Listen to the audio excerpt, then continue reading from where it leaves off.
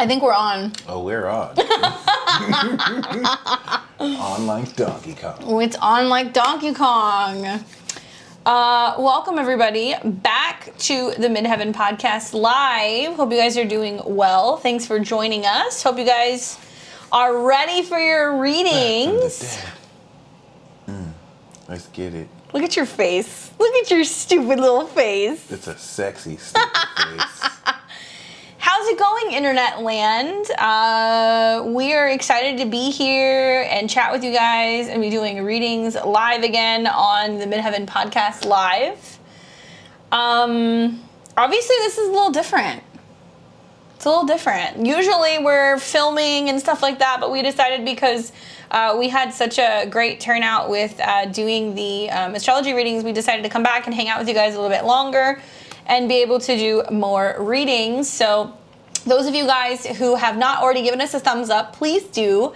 Give us a thumbs up. Make sure you are subscribed to the channel. And remember, sharing is caring. If you guys would like to get an astrology reading, all of the information is down below. There's also a QR code right here you can scan. So it's going to take you directly to our PayPal to make a donation. We are requesting a $50 donation for an astrology reading in order for us to read your chart live. We need several things from you. We need your first name. We need to know your exact date, time, and location of birth to be able to cast your chart. If you don't have that, go and call your mama, find your birth certificate, get that information so we can tell you what is going up with your astrology. And hope you're ready to get red. I was going to say red. Red. We're still kind of in that new moon energy too, so potent. Definitely a good time to be getting a reading. You'll get themes of what's newly starting. In fact, we can even look at where the new moon is activating in your chart and give you insight on that too. Yeah, we've already got a number of people that are in the queue, so if you send a donation, please just let us know, especially if your name differs from your PayPal name. Let us know. Shout out to Spacebug.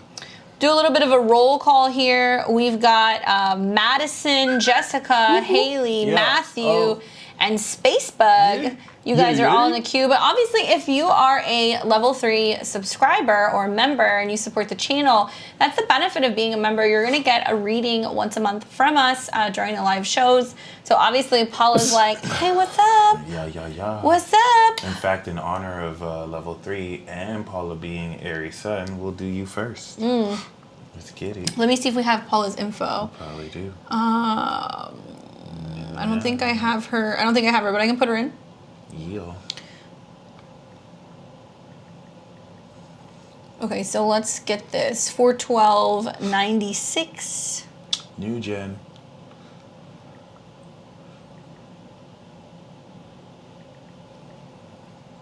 And that was in Colombia. 8:12 p.m. My Venus return and my Mars in Aries. I'm so exalted. Hey. Exalted or exhausted? That's an interesting return at the same time. That's a big deal. Okay, so. Dignity.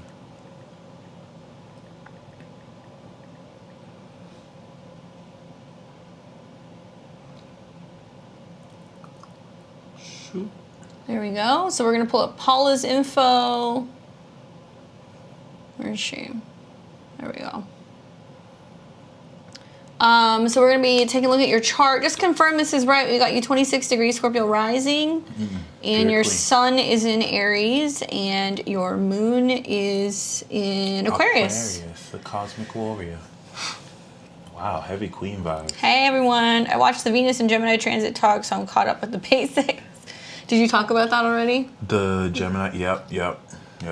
Everybody's favorite time of the year, Venus and Gemini. Talk about a talking stage. Do you have any particular questions for us, Paula? Let us know. Mike is drinking margaritas made by yours truly. Actually, no, the second batch was not made by me. Oz, thank you.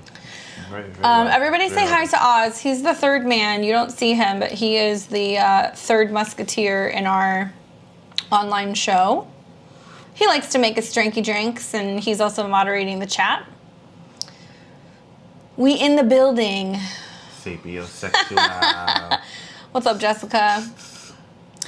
All right, so let's get into it. Let's take a look. So, Paula, let's see what you got going on with your chart. You want me to take it? You want to take it? Oh my God, my eyes are like, looking at this chart, girl. It's so fascinating. You should take it because you got similar energies. Moon on her sun. Oh yeah, your sun is my moon. Yeah, and then your horizon's your sun. I would have to say So I want to focus on making money. Finally found out what I want to focus on. Chris? You're focusing on making money, but you need other people to facilitate making that happen, right? Very like eclipses happening in your 7th, Venus going through your 7th. You've also got, I'm super fascinated by the fact that your Venus in Gemini is the degree that Mars will station later this year. So when Mars goes into Gemini, because Mars is your chart ruler, I know this is a little bit ahead of the schedule. Station's in the beginning, not the end. Okay. Yeah, so actually the shadow will be 8 degrees. So I'm looking at what's happening in early September. Being that Venus is there now, you're planting seeds, and there's a lot of intention revolving around resources, talking to people about making money, talking to people about partnerships. It doesn't have to be romantic because Gemini is very cerebral. But I have this feeling that when Mars shows up and it makes that conjunction in the fall and it starts to come into the shadow in September, you have to understand, like, Mars is going to be in Gemini from September through about February. So that's a very long time to have Mars in that part of the chart. So it's going to be redirecting your energy to other people. And it's bringing up this theme of like, yeah, you can make money. Yeah, you can build in partnerships in general. But it's really, really, really clear to me with like your Jupiter transit in the 5th and like the planets going on in your 7th. That's like, if you are creating, it's because it's something you're really passionate about. It's something that you really love, right? And there's a lot of opportunity as Jupiter goes retrograde back over your Saturn, that you're talking more about what you love and talking to people about what you enjoy doing and what it is that you want to create and your vision for the life that you're building. So it's not just going to be about professional relationships. It's also going to be about romantic relationships. A lot of Scorpio risings, they can't really hide from that right now because the North Node and the eclipses are putting so much emphasis on your natal 7th house. Even though you're a late degree Scorpio rising, and if you hear a lot of like the predictions later this year for Scorpio rising charts about, Mars going retrograde in your whole sign 8th, yeah, but it's going to be going retrograde in your Placidus 7th, which means there's a massive transformation revolving around the way that you look at relationships and how you're partnering with other people. And everybody loves when Mars and Venus come into conjunction. So I would say such a potent time with the new moon happening for you, really setting the stage for how do I want to be more emotionally vulnerable? How can I show up to be able to start thinking about the bigger picture of my life and what I'm creating in terms of like my domestic zone?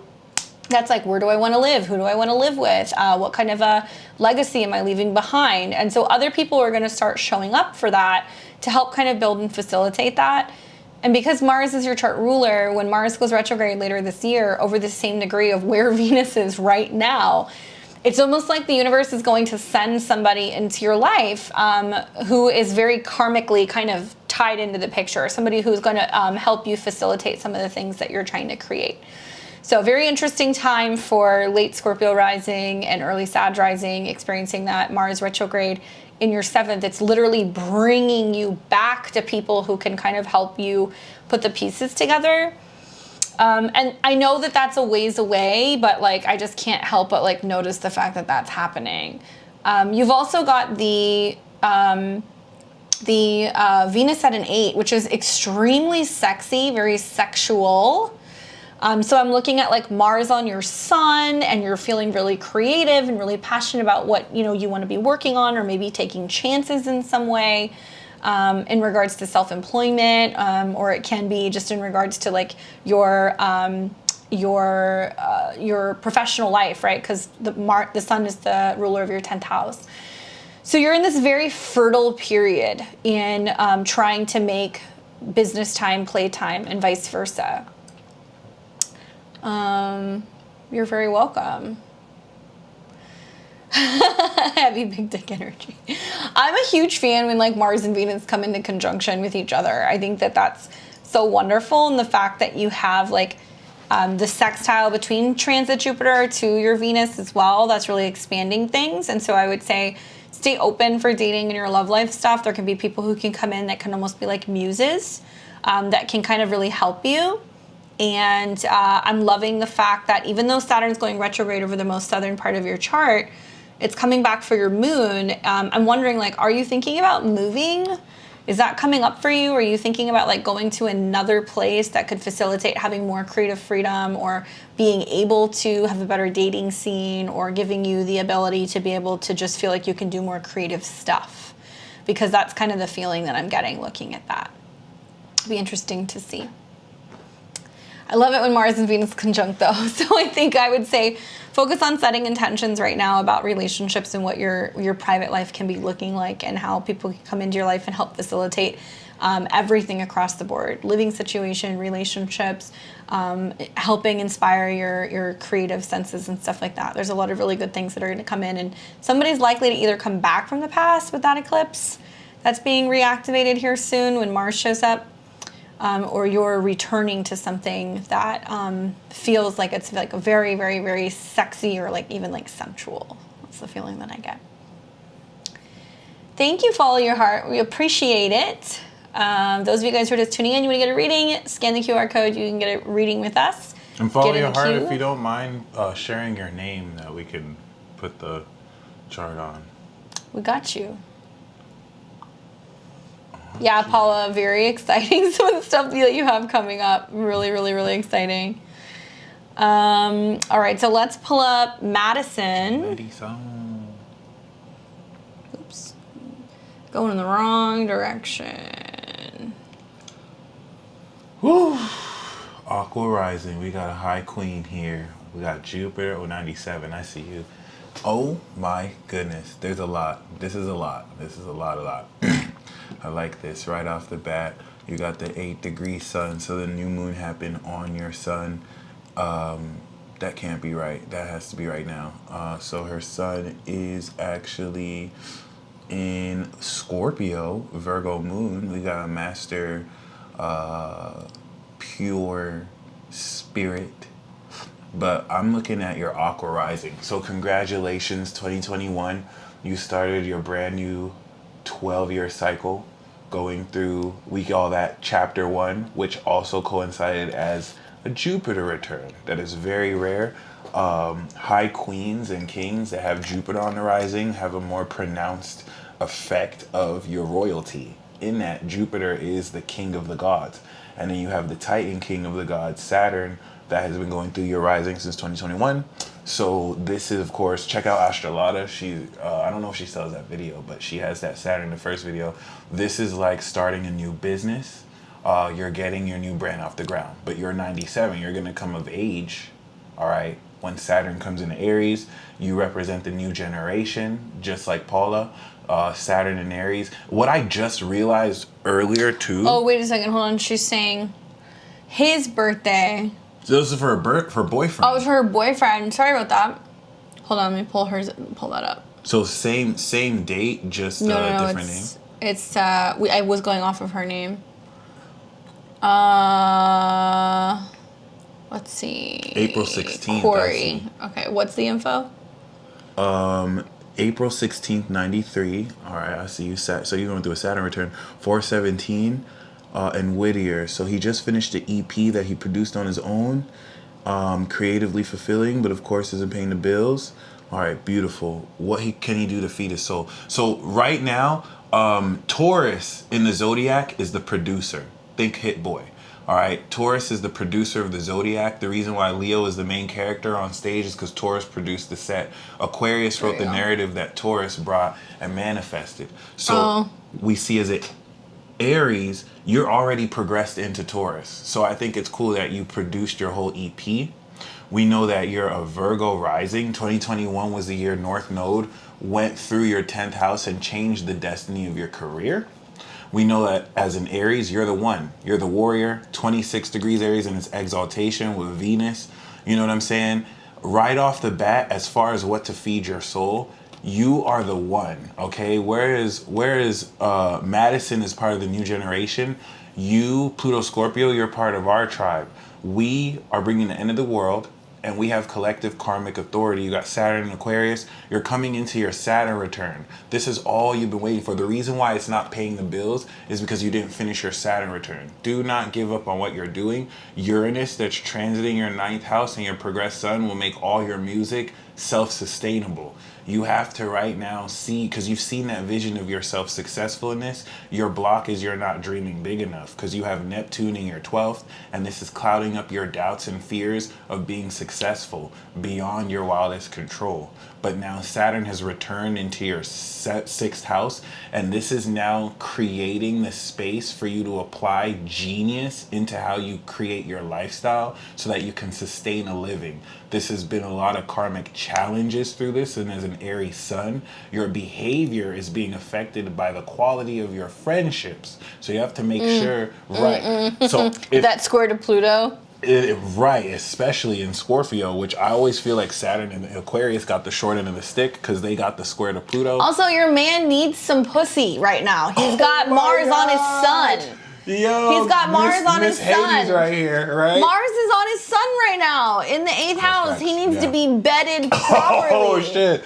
properly Bedded right now. He's He has definitely some a warrior. sexual frustrations He's that he definitely a needs to work warrior. out. Mars square Pluto. Where's his moon again? His moon is in Virgo? No, his moon is in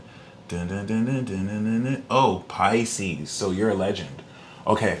Now, even doubly so, Kanye West is a fellow Pisces moon. And Kanye West produced and produced, and it took him a while before he's recognized, because Pisces is the most slept on. And we know you have Neptune transiting your moon, which may have made you feel very disassociated. You have Neptune in the 7th, which is making relationships super fucking shady. So I think it's amazing that you're with someone like Madison, that with her Scorpio energy, and then also I think she, with her Scorpio energy, first of all, challenges you, 8th house to you, and also helps you tap back into your abilities and balance that, help you see through the deception. You got Juno there, which is also, no, that's where it's transiting. That Saturn sextile is helpful. Even though Saturn in Aquarius square Pluto sucks, Saturn's sextiling your sun right now. So there's this whole need to like regenerate your friendships, your behaviors, your habits, your schedule.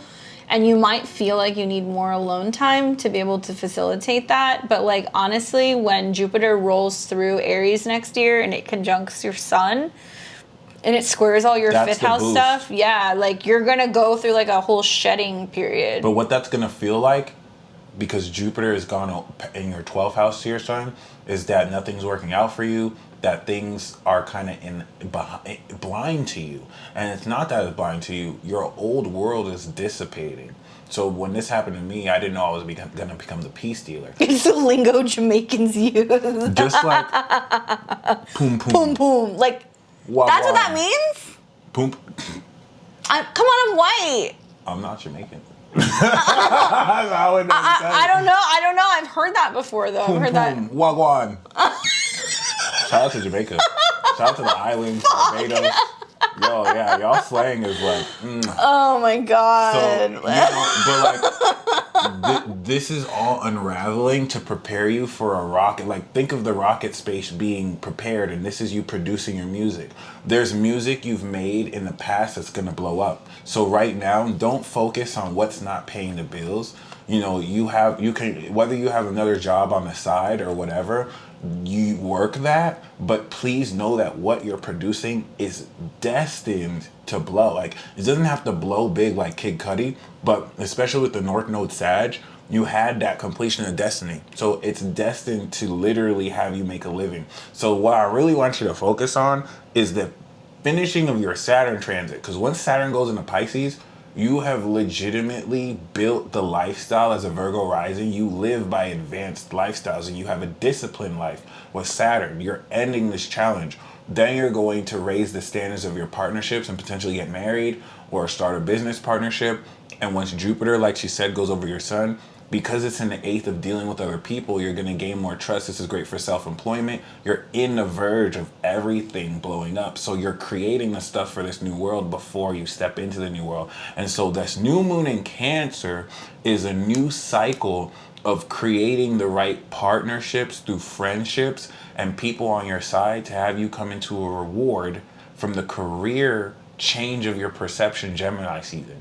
So over the next 30 days, you're going to be coming into a lot of victory based off what you did 6 months ago.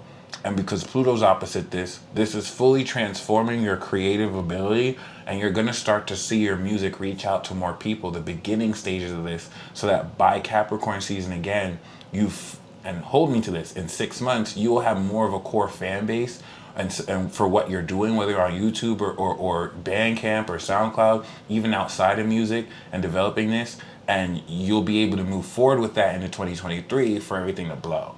So congratulations, because I'm also curious, been done. Has he considered like performing under an alter ego?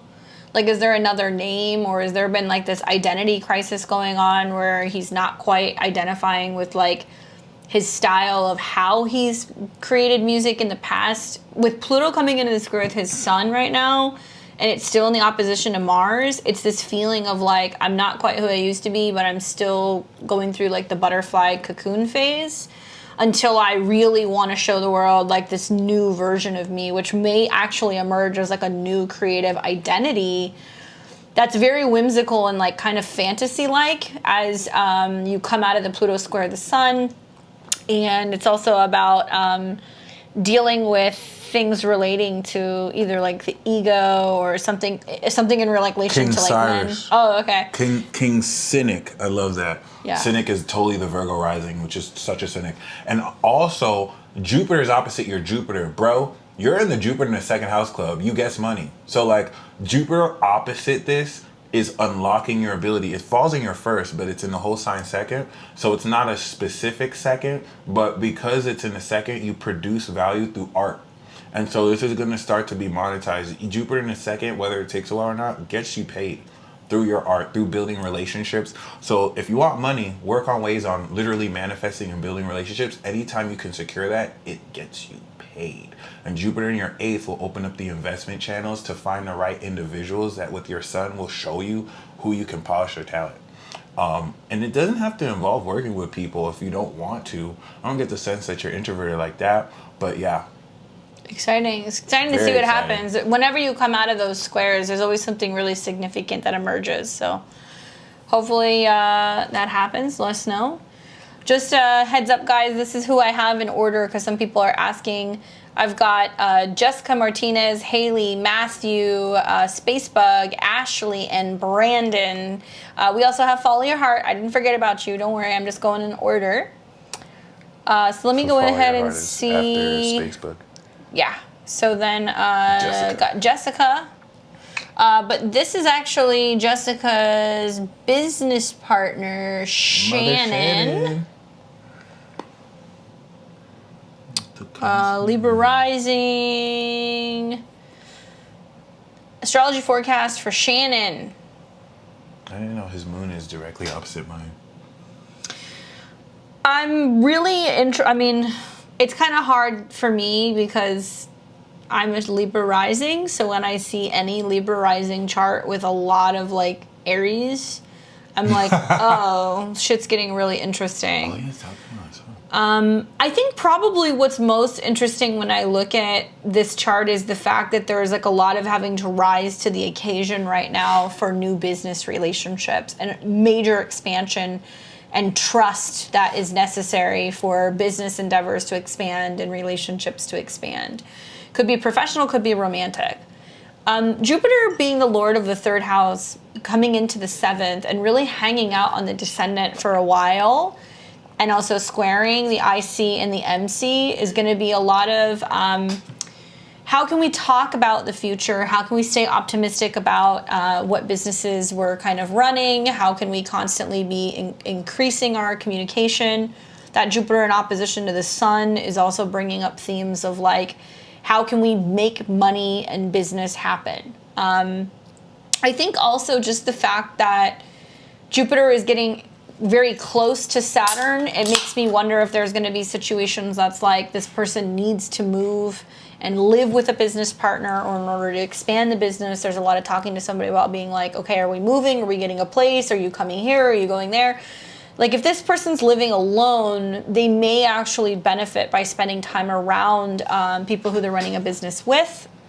And there's like a sense of like motivating each other to keep going right now. So, you know, Sun opposed Saturn is a challenging life. There is a sense with this person of keeping people at arm's length. But I think right now there's individuals coming into Shannon's life that's basically saying, look, get out of bed, bitch. Like, you got to get shit done. Like, we got to stay optimistic. Pick up the phone. We got to keep going. That's real. Oh, this moved in together. Perfect.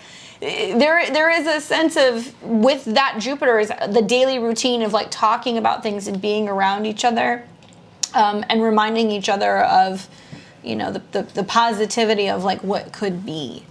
I would really pay attention for the full moon that's coming, because my eyes get really big when I look at the full moon in Capricorn. That's going to be taking place right around July 13th.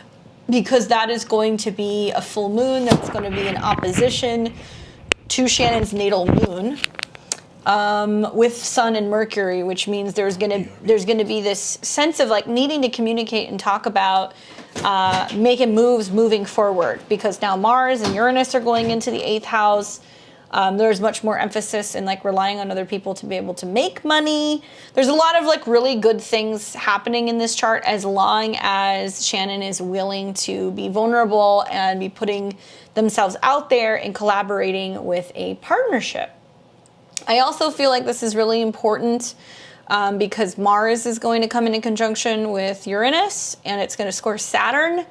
Everybody's going to have these transits globally, but when we see like the Mars-Uranus conjunction, it is talking about the real need to have support in possible crisis. So if this person's used to being by themselves, if they're used to handling a crisis on their own, if they're used to being the person who's financially responsible for everything, there's something going on at the end of July where they realize like there is some kind of support or somebody who wants to kind of help support them through something. Know that this is also about real transformations in relationships and learning how to be vulnerable. That's going to be a pretty gnarly square to Neptune. So I get this impression that it's also about like joining forces financially, being able to be like, hey, you have somebody who's going to help you, you know, pay bills or help you pay for food or groceries. There's just like a lot of merging that's going on right now that can make this person a little uncomfortable. But there's a lot of growth in the uncomfortability with some of these aspects. I would also say, and I would say this to any Libra rising, but I'm looking at the South Node conjunct Neptune. This person really needs to be aware of substances that they're putting in their body. You talking about moon opposite is Pluto? No, I'm talking about South Node on Neptune.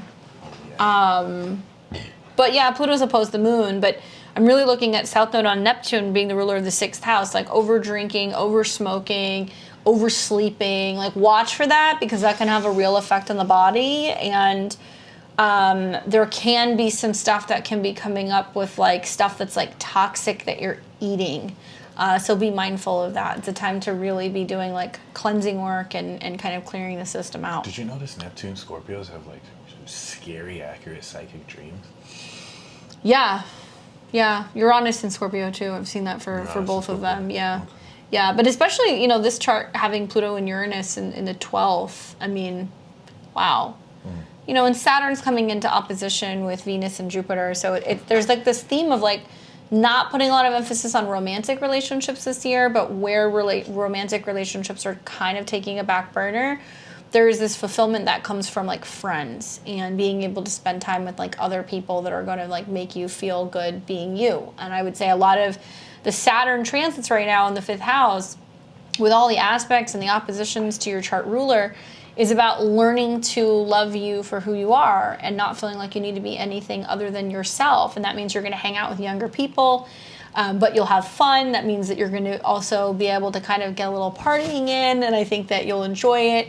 And it's kind of teaching you that if you let loose a little bit and if you allow new people into your life, it's going to give you the ability to kind of like start over, right? That's some really harsh squares that are going on. Saturn is forming a grand fixed cross with your Neptune, your Venus, which is your chart ruler, with transit North Node and Uranus. I mean, it's like everything's changing for you. And probably one of the most amazing things that you can do is be more flexible and willing to make shifts regarding your schedule and your health and your day-to-day routine, and try to focus on doing things that bring you happiness and things that bring you joy. So I'm reading what you're saying about like dream.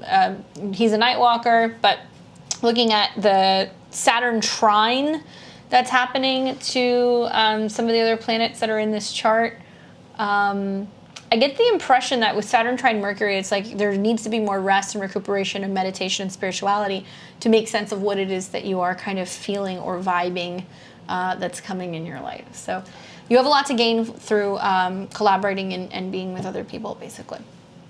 Hopefully that's helpful. Hopefully you can relay that message, Jessica. All right, so we've got Haley. There you go. Boom. 93. The 93s are out. I love that. All right. Haley says, I was born on March 12th, 93. Any advice on home and where to go next? I've just come back from Australia and I'm conflicted about whether I want to go back or not. I want to start setting new goals, but I feel like I'm really uninspired. Another Virgo rising. Wow. Okay. Is that a coincidence? All right. So, first of all, congratulations. You finished your Saturn return. Saturn is retrograding on your Saturn. So I've gone through that before. The retrograde, before it goes direct and goes forward, is reevaluating your plans. Let me know what this looks like for you, because I had my Saturn return in the 9th house. When Saturn's in your 9th, it delays higher education and your relationship with your father. And I didn't get my bachelor's degree until 30, when Saturn was in my 9th. And now relations with my dad are open more than ever to connect with him. But other than that, the Saturn return mission for me looked like creating a new college that, since it was 8th house to my son, was an occult school. So that's the work I'm starting to do. For you, Virgo rising means that the ruler of your 6th house is Uranus. And for Virgo risings live advanced lifestyles. You manifest advanced techniques. For both people I spoke on, having Saturn in 6th in Aqua is very difficult with the Pluto square, because this has to have you unlock with the South Node this pure element of how intense you are with aligning this pure nature of your social behavior and the skills you have with your lifestyle. And now I want you to email me. If you can't find this page, look up higherselfcommunications.com, because you're an alien. You are a vessel of Hades, okay? Moon Pluto at this level means you're one of the strongest souls ever, and the ruler of your 3rd house is on your moon. So you're a ruler you're a vessel of this rulership, and you were born an ascended master with Pisces. Jesus fucking Christ. Holy crazy. shit, that eclipse was right on your moon, Pluto. Yeah.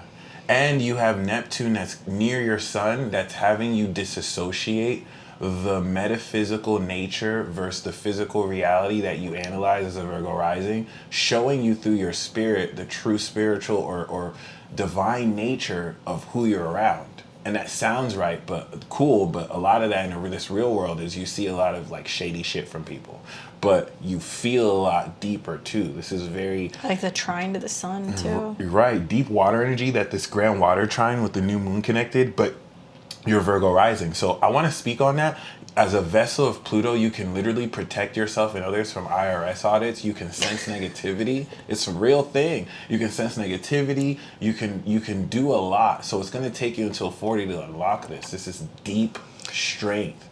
And so what you're doing is you're taking this psychological depth, and Saturn is forcing you to integrate it in advanced ways, and you're on the verge of breaking through that difficulty. This is important because when Saturn goes into Pisces, you have a complete control over how you live your life, and this is going to make money consistent if it's not already. And we know that you have your sun in Pisces, and so this is sextiling your natal Neptune, that's sextiling transiting Neptune, to develop supernatural abilities you express directly towards other people. So this new moon in Cancer, like I said before, is opening up the sincere friends that you can trust, because Pluto in your 5th is awakening this new incredible level of talent. Virgo risings take work seriously. So like an Aries rising wants to have fun.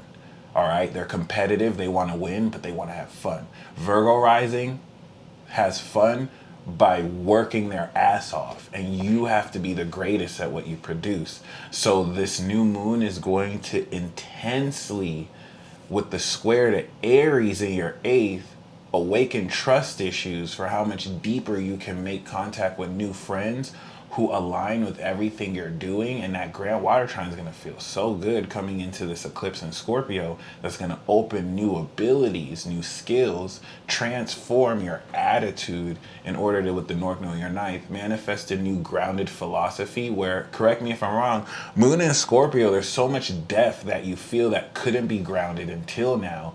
And now you can actually practically, tangibly touch this essence that you can teach and now make so much money through.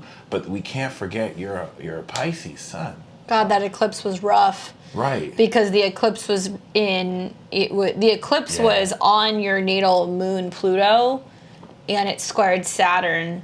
Email me, because I want you to also type in deity soul, superpower wiki link. You are a deity soul. And what happens is you stay suppressed by a higher power. What was that suppression for you? Saturn square your moon, until an event unlocks it. The eclipse we just had on your south node. You're harnessing this for the first time. And you have Jupiter in the 2nd. So you can manifest money on command based on who you can partner with. So you have to overcome your antisocial Pisces. Don't worry. Pisces, Aquarius, Aries, and Taurus rising were the 4 antisocial like energies and personalities. But it's not that you have an issue with that. The more you build partnerships with the people you can trust, money, because you have so much divinity to offer. Even though that eclipse was rough because it was direct on your moon, it trined your sun. Yeah. So it's almost like if you ended up coming home after that eclipse, it was meant to be because it was in the 3rd house of movement. Yeah. Returning to another country, trine to the sun, ruler of the 12th. But it makes me feel like it was also kind of like getting you prepared to like come home and regroup and then decide ultimately where you may be moving again in the new year, because to me it seems like it's like kind of like a temporary thing. You're strong as fuck and you're magical as fuck. So like email me if you can't find those links. I will hook you up, because this is active right now, and you're like this level of soul strength you're activating and unlocking is just it's gonna take until 40 to fully integrate, but like you're already harnessing now before as you're completing your Saturn return. So congratulations for completing your Saturn return, because this is going to effectively model the work. It stations on your natal Saturn. Oh my God. Yeah. The fact that it stations on your Saturn, you're getting ready to go with an exact square to your moon and your Pluto is like, by the time it comes back and it squares again, you'll be fine. Like you're through the thick of it. But watch for when Mars comes into opposition with your moon Pluto. It's going to reactivate those eclipse points. And it makes me feel like you're back. But then August is like, oh, now I know where I'm going next. Now how do I figure out how to get there? And then you're going to be, that August is going to be a turning point for sure. And I would say like plan on moving again or doing something after the new moon that's going to be in Scorpio in the fall. So I would say like December, January. And like, I hate to be Debbie Downer and the bearer of bad news, but guys, have fun this summer while you can before they fucking lock everything else down. Because if you guys, like, I'm telling you, like, seriously, because a lot of people are like, oh, I'm going to spend winter in Europe, or I'm doing this, or I'm doing that. And I just sit there and I'm like, people don't even know. People don't even know. Ugh. Just like they didn't know what came down 2020. No one. I know. Yeah. Well, nobody knew, but I'm saying like there were hints. We're gonna hear rollouts of things that are coming in September, and people are gonna realize like that it's gonna be a lot more challenging to kind of get around. So plan accordingly. Haley, good looks, yo. All right, so we got Matthew. Matthew says, hello, my gorgeous people. June 25th, 1999 in Melbourne, Australia at 4:49. I would like to get 99? Oh my god. I know, we're getting fucking old. Yeah, every time I see birthdays after 95, I just get giddy. I'm like, oh my god, new gen. Oh my god, Matthew is you. Uranus and Aquarius. That same ascendant. Shit. No way. 27 rising. I see you, King. That's what's up. And 26, but still, I see you, King. That's what's up. So, I'm curious how that Saturn transit has been going in a square to your ascendant and also to your moon. I love that your moon is the same sign as my sun, so you must be as just nasty and snarky as I am.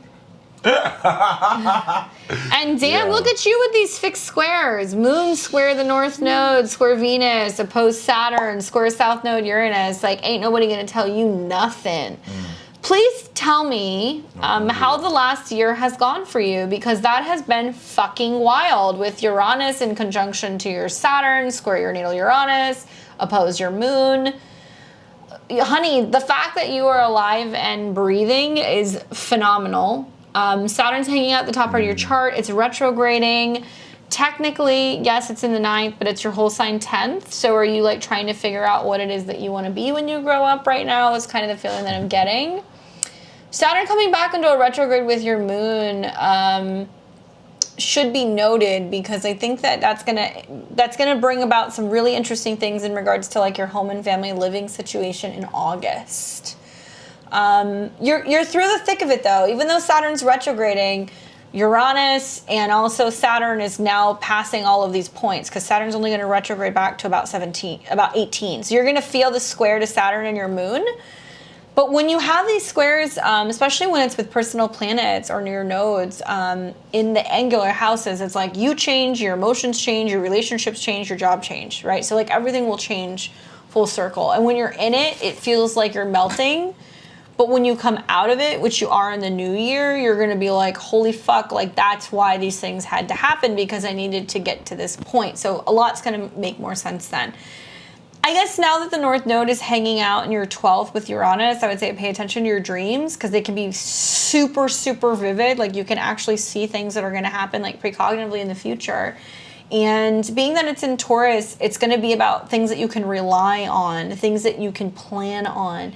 You might feel like the world's going crazy, but there is like this sense of it driving you to think about what your belief systems are, what you're studying, what you're learning. Obviously, astrology is going to, kind of come up and be a hot topic for you with that North Node Uranus conjunction. You might start studying it more seriously because Uranus is the lord of your 9th. You might start thinking about where you may want to travel, but I kind of get the impression that you're more bogged down with work, which is okay. It's fine. That's very Saturn in the 10th. And like there's like this tug of war that's going to be going on in this next year as Jupiter and Uranus inch closer to your ascendant, and they start making squares again to your natal 9th house. I wonder if you're contemplating like either doing some kind of like esoteric or like mystery schools, or if there's some continuing education, or if you're thinking about going and experiencing like another culture or like traveling to another place. That's felt very landlocked recently, so it hasn't really happened yet. And I'm also watching, I see Pluto in direct opposition to your natal Mercury, so that makes me feel like you can be having like this real strong fixation with like studying, reading, intuition might be higher. Mercury obviously is the lord of your 2nd house of resources. It's also connected to Virgo, which is your 4th house. So there can be this fixation on learning about developing your intuition more, learning about the past, learning about your roots. But also there can be some really heavy things going on about talking about saving money, debt, paying things off, like mental anxiety revolving around resources. And I would say watch, because the Mercury-Pluto opposition, which is getting triggered by Mars right now, makes me feel like there can be some situations coming up where like these topics feel more pressing than usual. Now that Pluto's retrograding back in opposition with your Mercury, you are also another person for the next 48 hours. Pay attention to what's kind of coming up. Internal frustrations can be coming up, conflicts or quarrels with friends. But I think that it's going to be interesting to see Mars go through your 12th house, and there might be like this internal anger or like rage. And I would just recommend spending time in nature, dancing, listening to percussion, drumming. You might feel more inclined to like want to smoke or anything like that, because Mars Uranus in the 12th may be that. But I would say this is about like really learning more about like shamanic work, tradition, shamanic healing, dance, drumming. As a Taurus rising, I just became a shaman too. And you Yeah. got Juno, so we both got Juno and Scorpio. I just got the 90 version, so we might get married this year. Juno Chiron too, Yeah. so she's gonna be some kind of sexual healer. Ooh. Tantra, Okay. maybe. Or they, I should say they. I have to be politically correct. You can't assume their pronoun is they. That's bigoted. Them. Them. They. This. I don't know. I can't assume. I'm talking to the internet, you know? It's like you never know who you're talking to, but everything is putting the pressure on, you know, you focusing more on what it is that you feel like you need physically. And do relationship stuff fall away? A little bit, but Happy belated birthday. you know, that South Node coming for your moon too is like really interesting. Tantra baby. I'm just really excited to see what manifests for you and some like real shifts revolving around like really stepping up to the plate with either home and family or emotional stuff this summer, because it's also going to be the next phase that kind of pushes things forward, you know? Even though Saturn's going through your ninth and it's talking about your career and the North Node's in your first, there is this sense of like still needing to show up and like do all like the home, family, domestic stuff. So that's going to be coming up for you pretty soon. Hopefully that's helpful for you. Let's see, we got Esco. Shout out to motherfucking Esco in the building. Yo, that's the 8 god right there. His chart is one of the only charts that made me freak out and yell and be like, oh my god. Like, you'll see what I mean if you read it too. Shout out to Esco, bro. We're back. Oh my gosh, 29 degrees. Cap Rising. Oh shit, we got a master director. 84. I didn't know you were born in. I didn't know you were born at 84. That's beautiful. Okay, we see you got the North Node in Taurus, right on my rising, 27 degrees. Scorpio Sun and a Capricorn Moon. You're a gangster. You Capricorn Moon Club. Start over. Okay, my bad. Let's start over. Okay. So I didn't know you were a Master Capricorn Rising. Okay, you got the North Node right on my rising, and you also are part of the Cap Moon Club. So I love seeing Jupiter. You're a vessel of Jupiter and Mars. You don't fuck around. Yeah, it falls in the 12th, but you identify with it anyway. And I didn't know you were Hades, so I want you to also look up the higher self communication space bug. If you need me to message that to you, let me know, okay? So the Pluto on your sun makes you a conduit of Hades. You have the Pluto power. You understand the true nature of death, sex, and rebirth, okay? And you basically have X-ray vision. This in the 11th house will actually have you create cult-like followings or be involved in secret societies, even if it's something, you know, simple that you are create yourself or around. And you also have Saturn. You're a fucking gangster, space bug. You have the South Node there. 80. I want to do a special documentary on 84 because everything that 84 establishes, 94 completes. 94 has a North Node in Scorpio. You have the South Node. And what's key about this is Pluto enters Scorpio 84, and then Saturn enters with it. And when the North Node comes and we're ready to end, Saturn's in Pisces. So you represent the beginning of that end. You bought the book. You showed me that. So yeah, you got the Hades rising. You got Neptune and Uranus and Sag. You are a wild motherfucker. 29 degrees Neptune in Sagittarius next to your 2-degree Cap Moon. You're psychic as fuck, space bug. Space god. Might as well call you space god.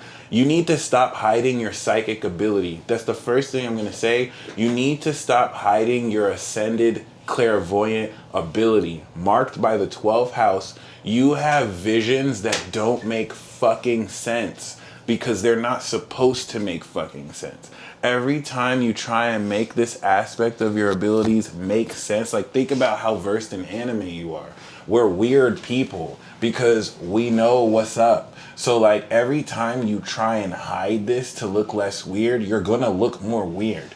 You will look less weird just going full fish tart and showing people what you see Whether they get it later or never, trust me on this. You don't want to hide Neptune in the 12th. It rules the 12th. You need to be very mindful of that. And what's really key here... Oh man, that Pluto transit. She's a gangster though. She got Saturn and the Sun and Pluto. So, shout out to y'all born 84. You're unlocking all of this with this nodal return. And this is what's having you come into independence. North Node in the 5th means you're meant to come into independence doing what you love. And so the South Node transit is going to unlock over 10 years the support you've gained, quality over quantity. Could be a few people who will support what you want to do in order to manifest and gain independent success in the 4th house. That's going to help you manifest a home. Okay?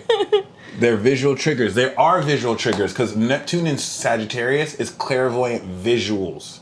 Okay? And you've reached the position now where they're no longer just flash insights. You get to control it.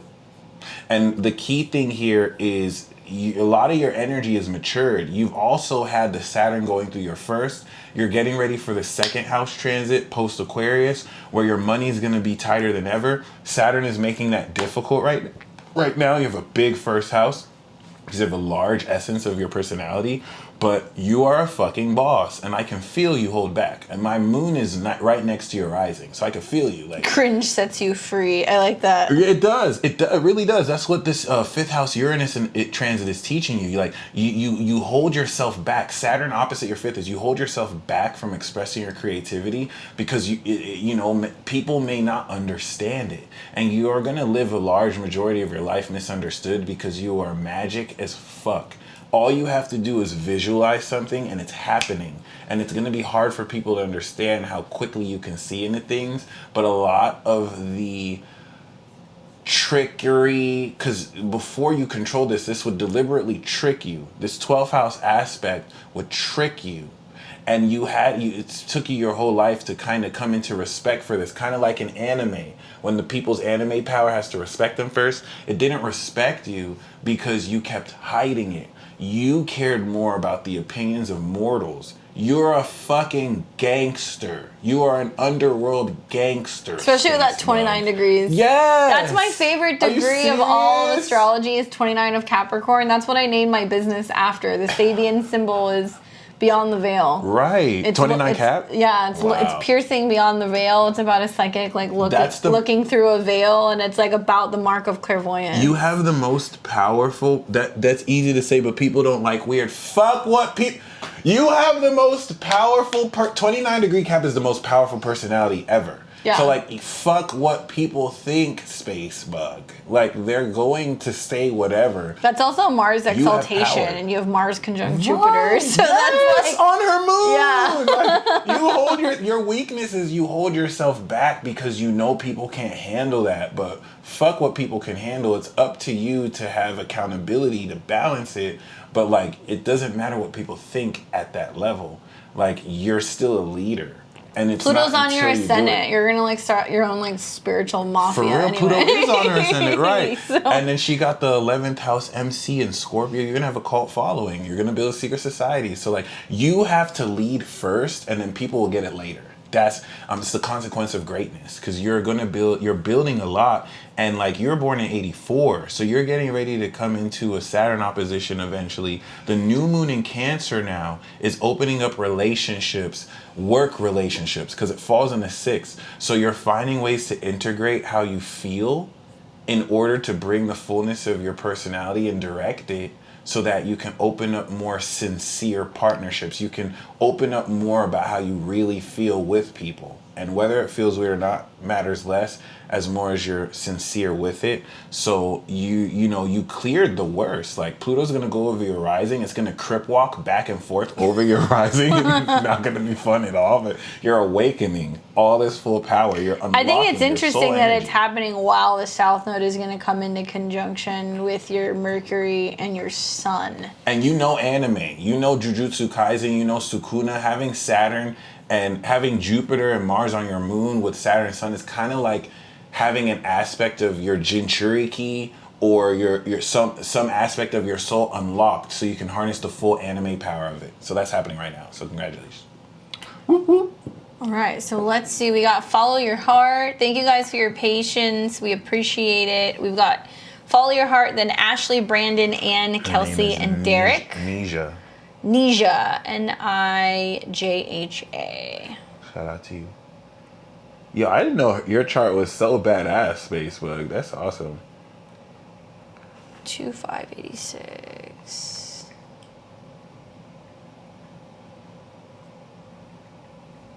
And that was at 3:40 p.m. Philly. Can't.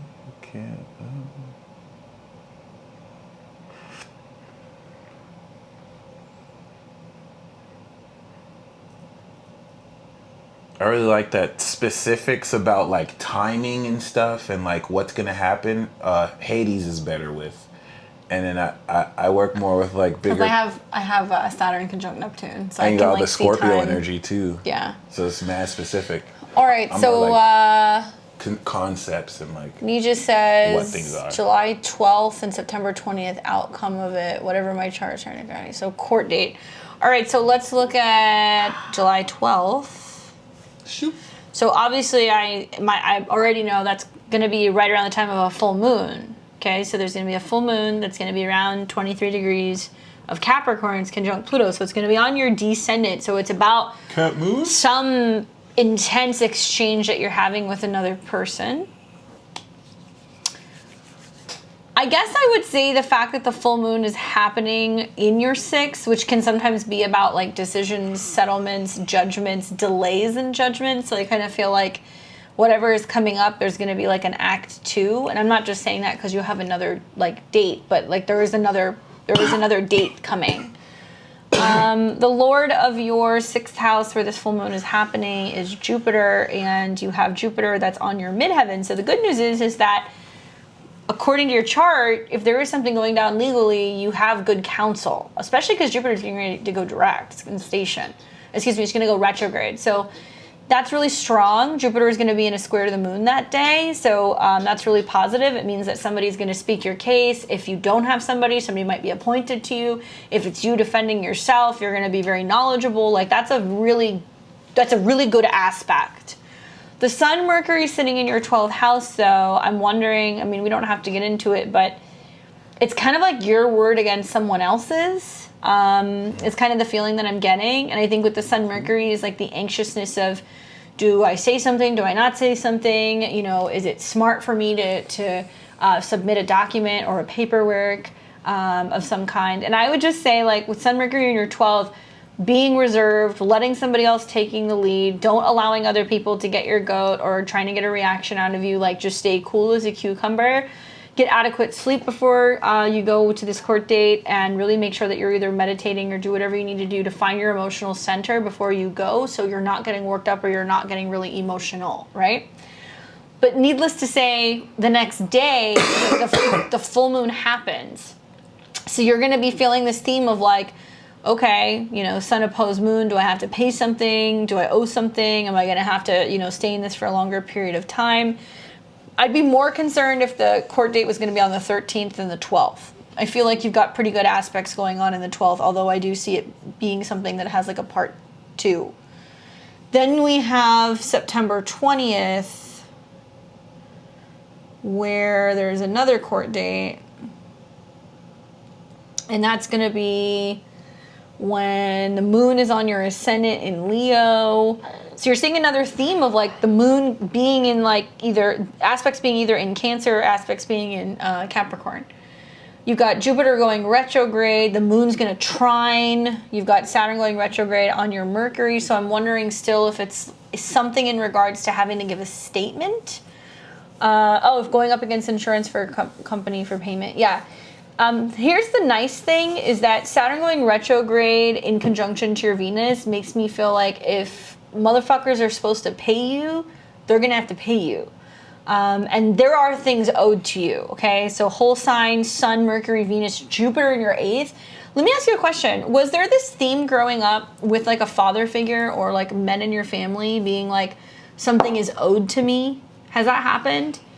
Sometimes when I see like a lot of Aquarius in the 8th house, like obviously you're going to deal with insurance, you're going to deal with debts, you're going to deal with anything in regards to stuff that needs to be paid back. Like karmically having Venus and Jupiter there makes me feel like Saturn is delaying it, but you could see like a slingshot effect that as soon as planets go into Libra, that you actually do end up getting like a payment that comes in. Boom. I also think that that's definitely going to happen when Mars is going retrograde, because Mars is the traditional lord of anything that requires like motivation, action, and like fighting. Maybe the judgment is in your favor, but it takes time to get paid out, right? You're going to have to see like a Venus trine or like a Moon Venus trine or maybe like a Sun trine before you are actually like, okay, cool, I know like the money is on its way to me. Could be happening sometime around mid-October is the feeling that I'm getting. The ends of matters, like wrapping up a situation, can very much be the 4th house. Point. But I also think that there's money owed here. So it's not just about, well, does the insurance need to pay you? It's like, I see that you may have to pay other things. So you may have credit card bills, you may have insurance stuff, you may have health stuff that you need to pay. So there's an exchange, because Saturn's going to come back into conjunction with your Mercury, and you're going to be like, I had to go to therapy, or I did take time off work, or I was stressed out and I needed to, find somebody to kind of help me with things. Like, there is a sense of getting paid to kind of pay stuff back is kind of the feeling that I'm getting. It's a catch-22. But by the time Saturn goes direct, and then it's coming into conjunction with your natal Venus at a 20, which is about getting paid, it's about money that other people owe you, I would just say keep in mind that even though you may get what you're owed and then some, be all over your taxes.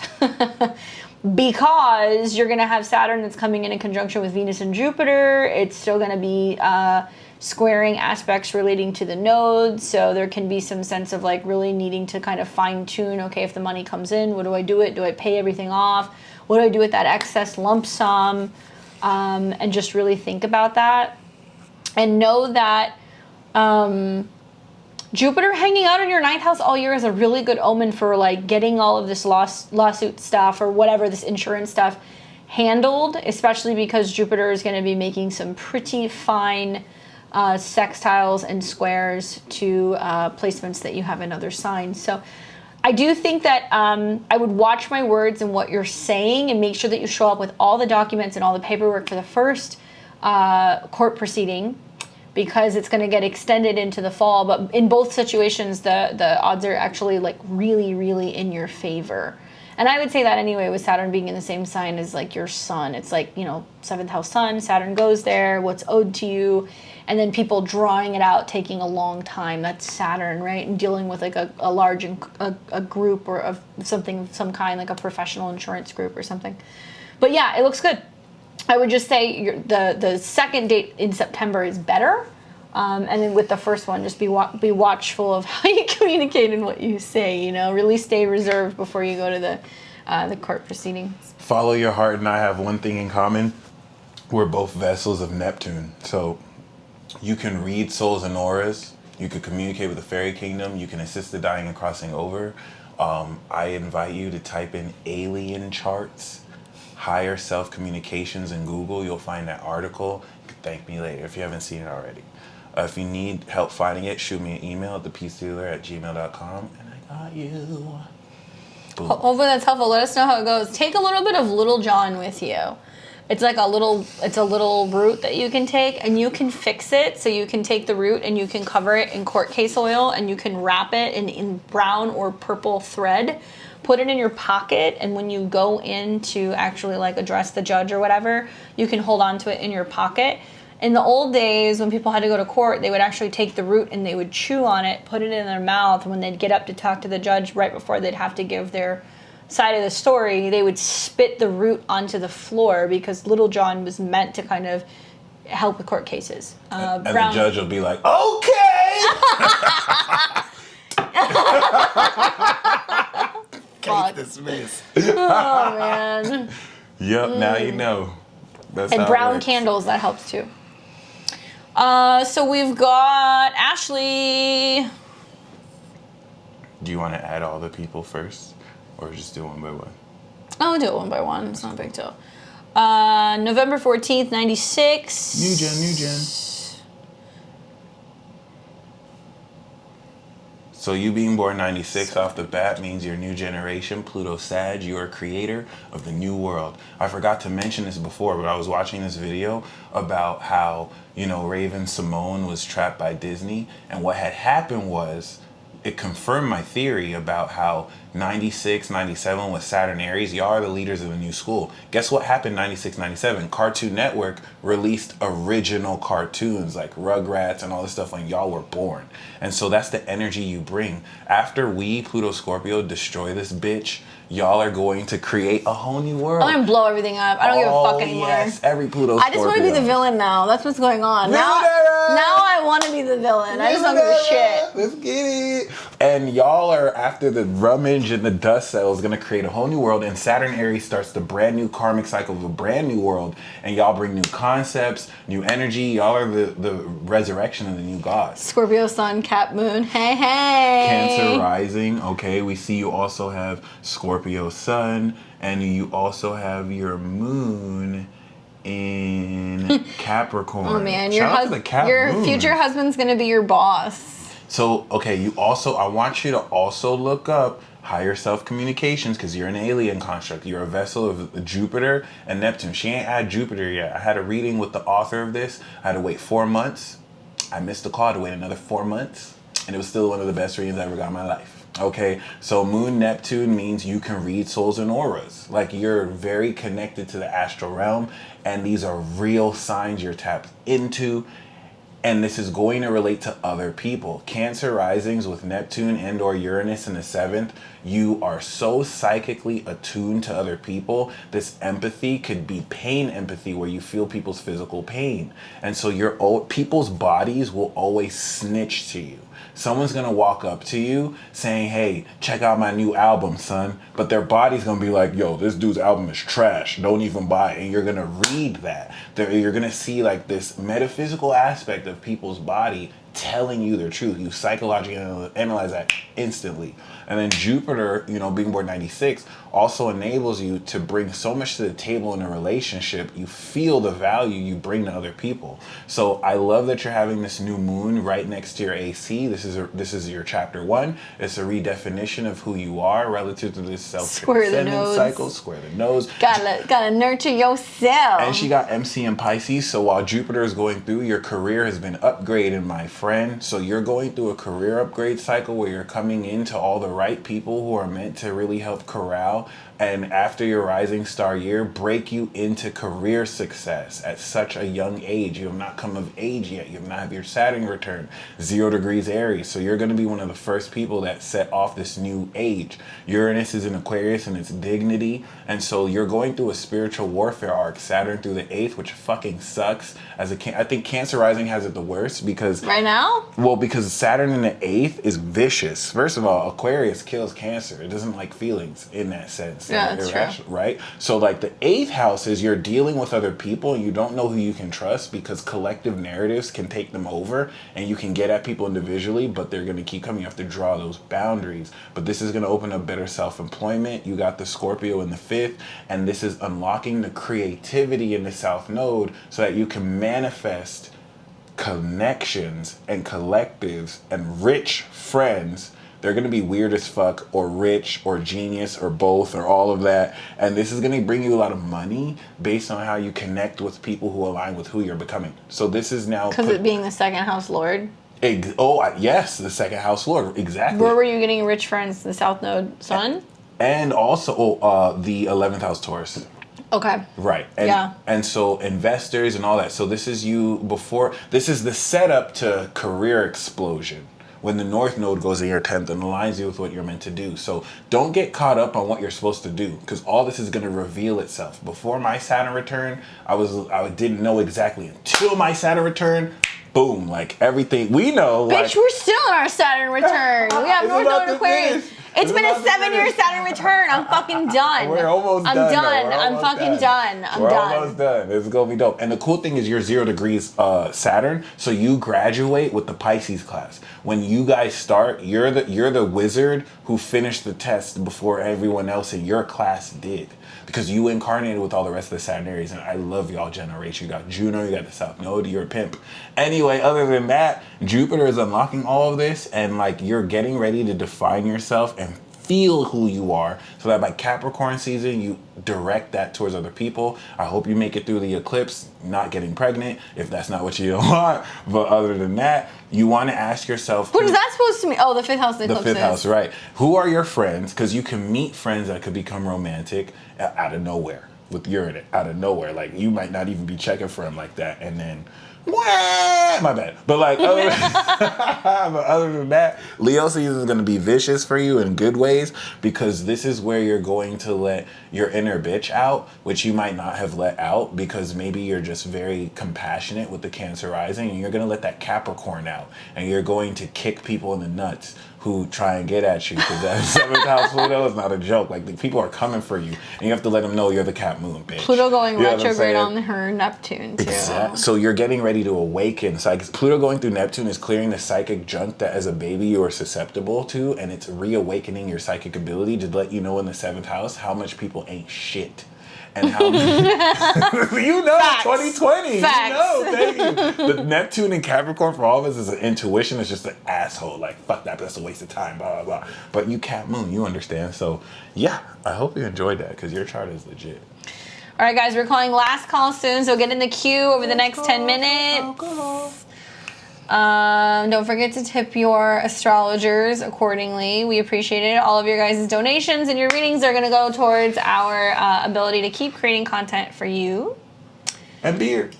And beer, obviously. Okay. All right. Brandon. All right, Brandon. New gen. 97. I love 97. Y'all are dope. June 3rd, 97. North Node Virgo, heaven to earth destiny. That's what's up. 3:55 a.m. Oh, let me find you a Gemini. You an angel, bro? There you go. That's the shout out to the angels. Oh, good look. So the solar return was accurate. Because I wanted to know, Brandon, was your solar return near where you're at right now? Like, do you live near Columbus, Georgia? Let me know, if possible. June 3rd, 97, 3:55 a.m. Columbus, Georgia. 23 degrees, Aries rising, Sun in Gemini, and your moon is in Taurus. I recognize this chart. King Angel. What do you guys see in the coming months? Might be spot on about the increase in money.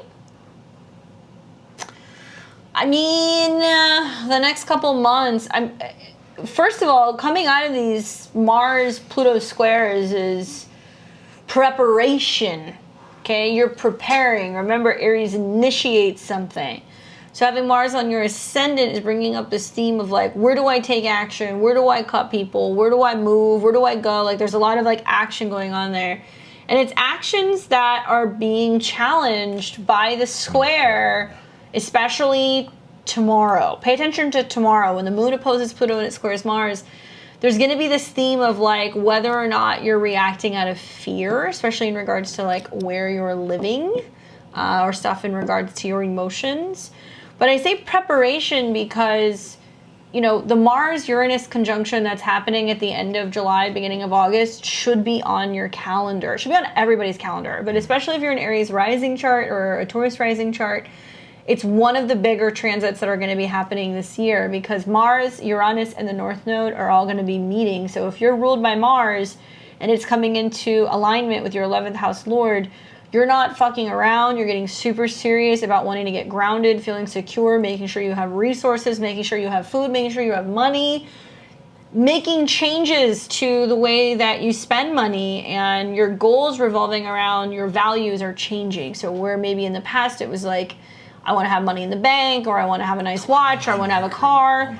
Now it's like, I want freedom. I want to have control over my body. I want to be able to know that I have access to my resources. I want to grow my own food. There is this sense of freedom being in tune with your physical self. And that's going to be coming very strong the end of July and into August, because that Mars-Uranus conjunction is happening in your whole sign second. Technically, it's in your first. It's going to be on your moon. Hi, you're moving. And it's also going to be conjunct Mercury, which means there's going to be some kind of an exchange, and it's about finding healthier ways to kind of process emotions. Then it'll come into a square with Saturn. So, like, honey, the 26th of July through the 10th of August, like, find somewhere to, like, really bear down. Don't be doing anything crazy with your money. You might be really adamant about making money, buying things, investing things. Don't be loaning out money. Just be really careful with this. Like, if you read Aries, horoscopes, it's going to make sense. You're going to hear a lot about shifts going on with resources. But I think for you, it's going to be about, you're moving. Yeah. And it's also like you're going to be spending money, and then you're going to turn around, and like next thing you know, within a couple of months' time, in September, Mars goes retrograde in your second house, and you're like, shit, how much money did I spend? Do I need to get a car now? Like, what am I doing? Like, how do I travel? So be careful with like the budgeting stuff is the one thing that I would say right now. Literally moving in the next 3-4 months. Spacebook, I haven't seen the Austria. That sounds like filler. So fill me in, please, in the messages if you need to. And how is it going with Neptune on your south node now that Neptune is retrograding back into conjunction with your south node? That makes me feel like you're doing some mystery teaching. You're doing some medicinal ceremonies. There's something going on where you're focusing more on the astral realm. So if you're bouncing back and forth between that and your physical body a lot, it can get really disorienting. So I would say try to focus on grounding as much as physically possible. There's a possibility that you're moving again when Mars retrogrades over your sun. And if you are moving, it's going to be, something tied to like a romantic partner. But that wouldn't be till closer to December. So when you do go and get settled here in about a month, try to get grounded, be resourceful, especially when it comes to how you're spending money and stuff before you can shift gears. And then there's like a second part of the puzzle that kind of is going to open up. Yeah, still doing psychedelic stuff, yeah. And when he moves, the sun will be 4th house to his sun. And make sure you hit Candace and I up 2023, because Jupiter will go through your first, and that's a brand new first chapter. When I went through my brand new first chapter, I became the peace dealer. So, Jupiter in the first. Wow, I didn't even think about that. Brand new. So you were releasing so much stuff, you're not going to know what's coming next. You have to surrender. And you should hang out with Spacebug, because you got you got Neptune at 29. Yeah. You guys can start a cult together. Right.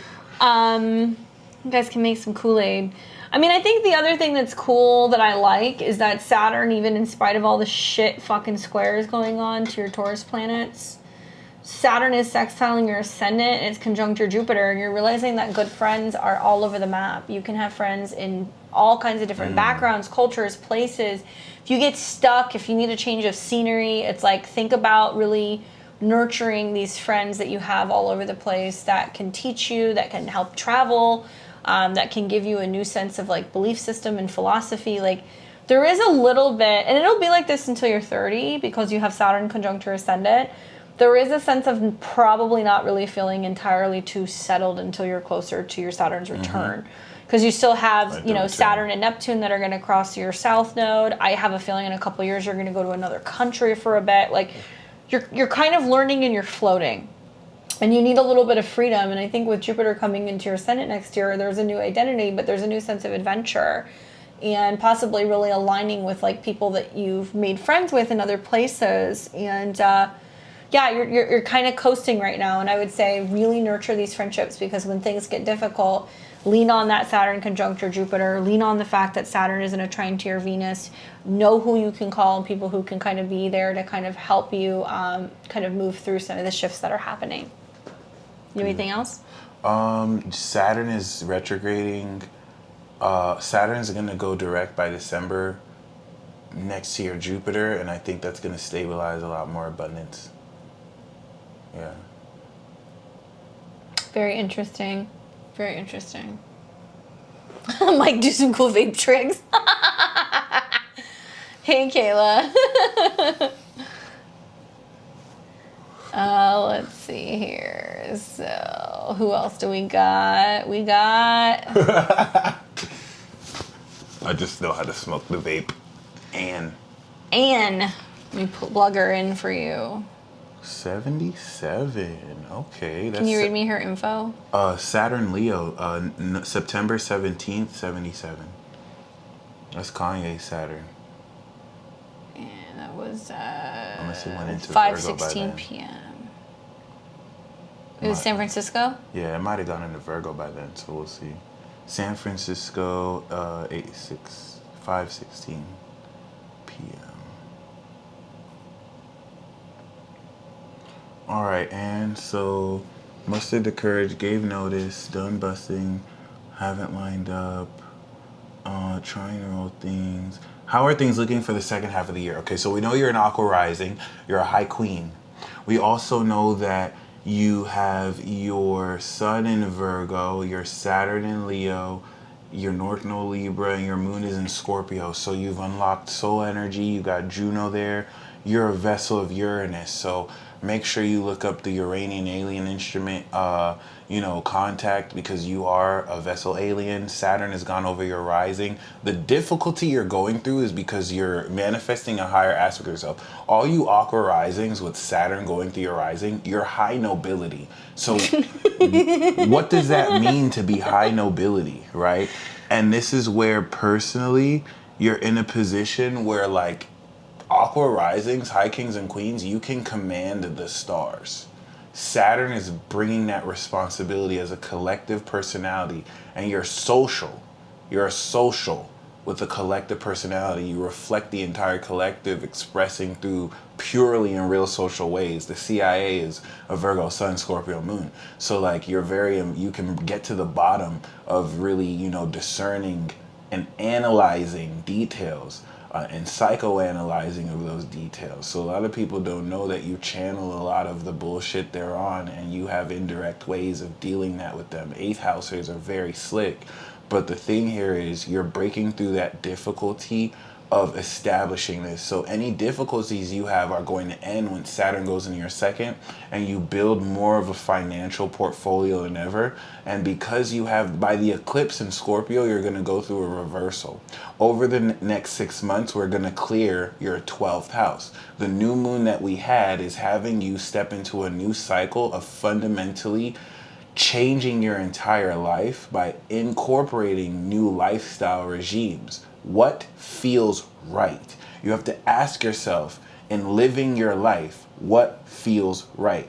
Cancer season is going to reveal what doesn't feel right. You have to exit out and only flow with what feels right. This will not feel right at first, but once you clear that, this is going to open up so much for you, so that in 6 months, by the time we get to Capricorn season, you are in the 12th house going through the final boss battle, and you're transcending all the bad habits that kept you stuck relative to this cycle. So with the opposition to Pluto, this first boss battle for you, the final boss battle series, is being confronted with all the difficulty in a lifestyle that gets you paid.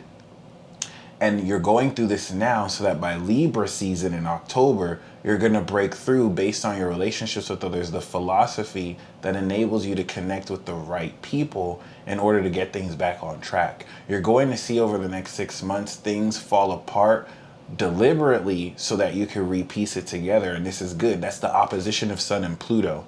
The key here is you have Saturn in your first. So you are mastering your personality. This is like getting a new business off the ground and you kind of leaving your old, what you were doing before is that south nodal action on your moon, getting ready to ground a new home, a new foundation for you to make wealth. This could open up opportunities for real estate, even if indirectly working online. But we got to look at Neptune in your second, because the way you're manifesting value is unconventional and supernatural. And this is going to force you to get out the logic of your Virgo sun, because Neptune is opposite your Virgo sun. And Virgos are like in two worlds right now. Like you're in the real realm, but you're also dream walking while awake. Gosh, and she also has the Saturn opposed Saturn and Venus Yeah. square the moon. Yeah, you That's just deep. happen to You're be completing your Saturn one return. of those people That's who beautiful. has planets in all the fixed signs. So you're seeing a T-square. And I think Yeah. with that, it's like learning to walk away from the job and learning to hold space for something new that's coming. And that's part of your healing with Chiron on your South Node in the second right now, is like not Yeah. tying your value to a number. And also, you know, I got you, Kayla. Thank you. Saturn in Aquarius means when Saturn opposes your Saturn, you've completed the 14-year or 17 or Saturn cycle, and you're getting ready for another return. So what that looks like is the reason why you ended your job is because you completed your Saturn return. It's time for a new lease. It's time to be more independent, and you know, this fixed tension is breaking through that struggle. And what breaks through a struggle are new plants. And it doesn't seeds. want to give way. Right, but it's gonna boom with the eclipse for sure. I would say watch. I mean, I'm curious what happened during Taurus season. Like whatever happened, like April and May with those eclipses, because you had planets go through Taurus and it squared your Leo, it squared your Scorpio, it squared Saturn. That was the emotional breaking point where you were like, if I keep going in the direction that I'm going right now, like there isn't going to be anything left. So it's really showing you that it makes more sense to start making changes across the board to better facilitate like work that's going to feel more emotionally fulfilling, or something that's going to be giving more to your life. But given your over analytical nature, which works really well, it's not going to work as well here because you have to give into the other side of your nature that's metaphysical and just non-linear. And that's what's going to use your analytical nature to manifest magically. And you have, and this is opening up, you know what I'm saying, with Neptune that's being transited, and that will subsequently during Scorpio season retrograde back. When Scorpio season happens and Jupiter retrogrades back into Pisces, your financial world will have transformed. The eclipse is going to open that door, and the difficulties you've had since May will literally reverse. This will come back around the Capricorn season, clear all that old. Saturn will get ready to go into Pisces, and you'll have stabilization over your finances. But for now, release anything that you can't control and just adapt, because you're going through that hardest part now with the opposition of Pluto in the 6th, which is fundamentally transforming your lifestyle. I have planets within 18 to 25 degrees of the fixed signs too. I'm going through the same square. Right. It fucking sucks. But it's so good because it breaks you through forever. And then the last thing I want to say is you have Neptune next to your MC. Your legacy is to be seen and to really create passion in the groups that subscribe with you. You have to be led by your spirituality, you have to be led by your imagination. The ruler of your MC is Jupiter in Cancer. So this new moon is going to, like both of us, activate an abundance level up cycle. So you're going to level up over the next 30 days your lifestyle. And Saturn is your friend. So if you're feeling like you need to go your own way, he's your chart lord. So he's saying, go your own way, be fucking weird. Like if you need to move. If you need to focus on like domestic stuff, investing in real estate, gardening, like if you're wanting to go and join like a commune, there you go. Like there's something about that square between More Saturn and your booze. first. And I believe she's traditional. I believe Uranus is your lord too. So like you're a vessel of your lord. But they're in friction, so she wants to Yeah. like go crazy, but then That's she wants true, to be exactly. responsible. And Right. there is a way to do both. And There sometimes is. the most Chaos rebellious control. thing you can do is to actually like put yourself first. The more the South Node goes over Uranus, you're going to unlock that genius. And the answer will be clearer than ever. But you just have to clear this summer season first. And through Leo, you'll be good. Godspeed. It's going to be really interesting come the new year when you're done with those squares. Oh, yes. Sorry, we have to keep peeing. We've been drinking margaritas for like fucking 2 hours. Okay, so we've got Kelsey Cook.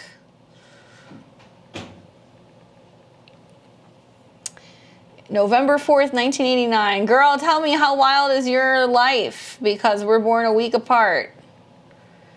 3:38 a.m.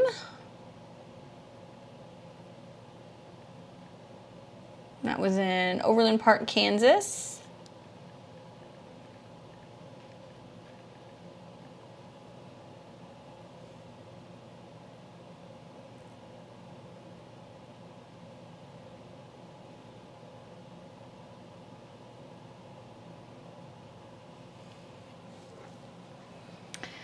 Libra rising.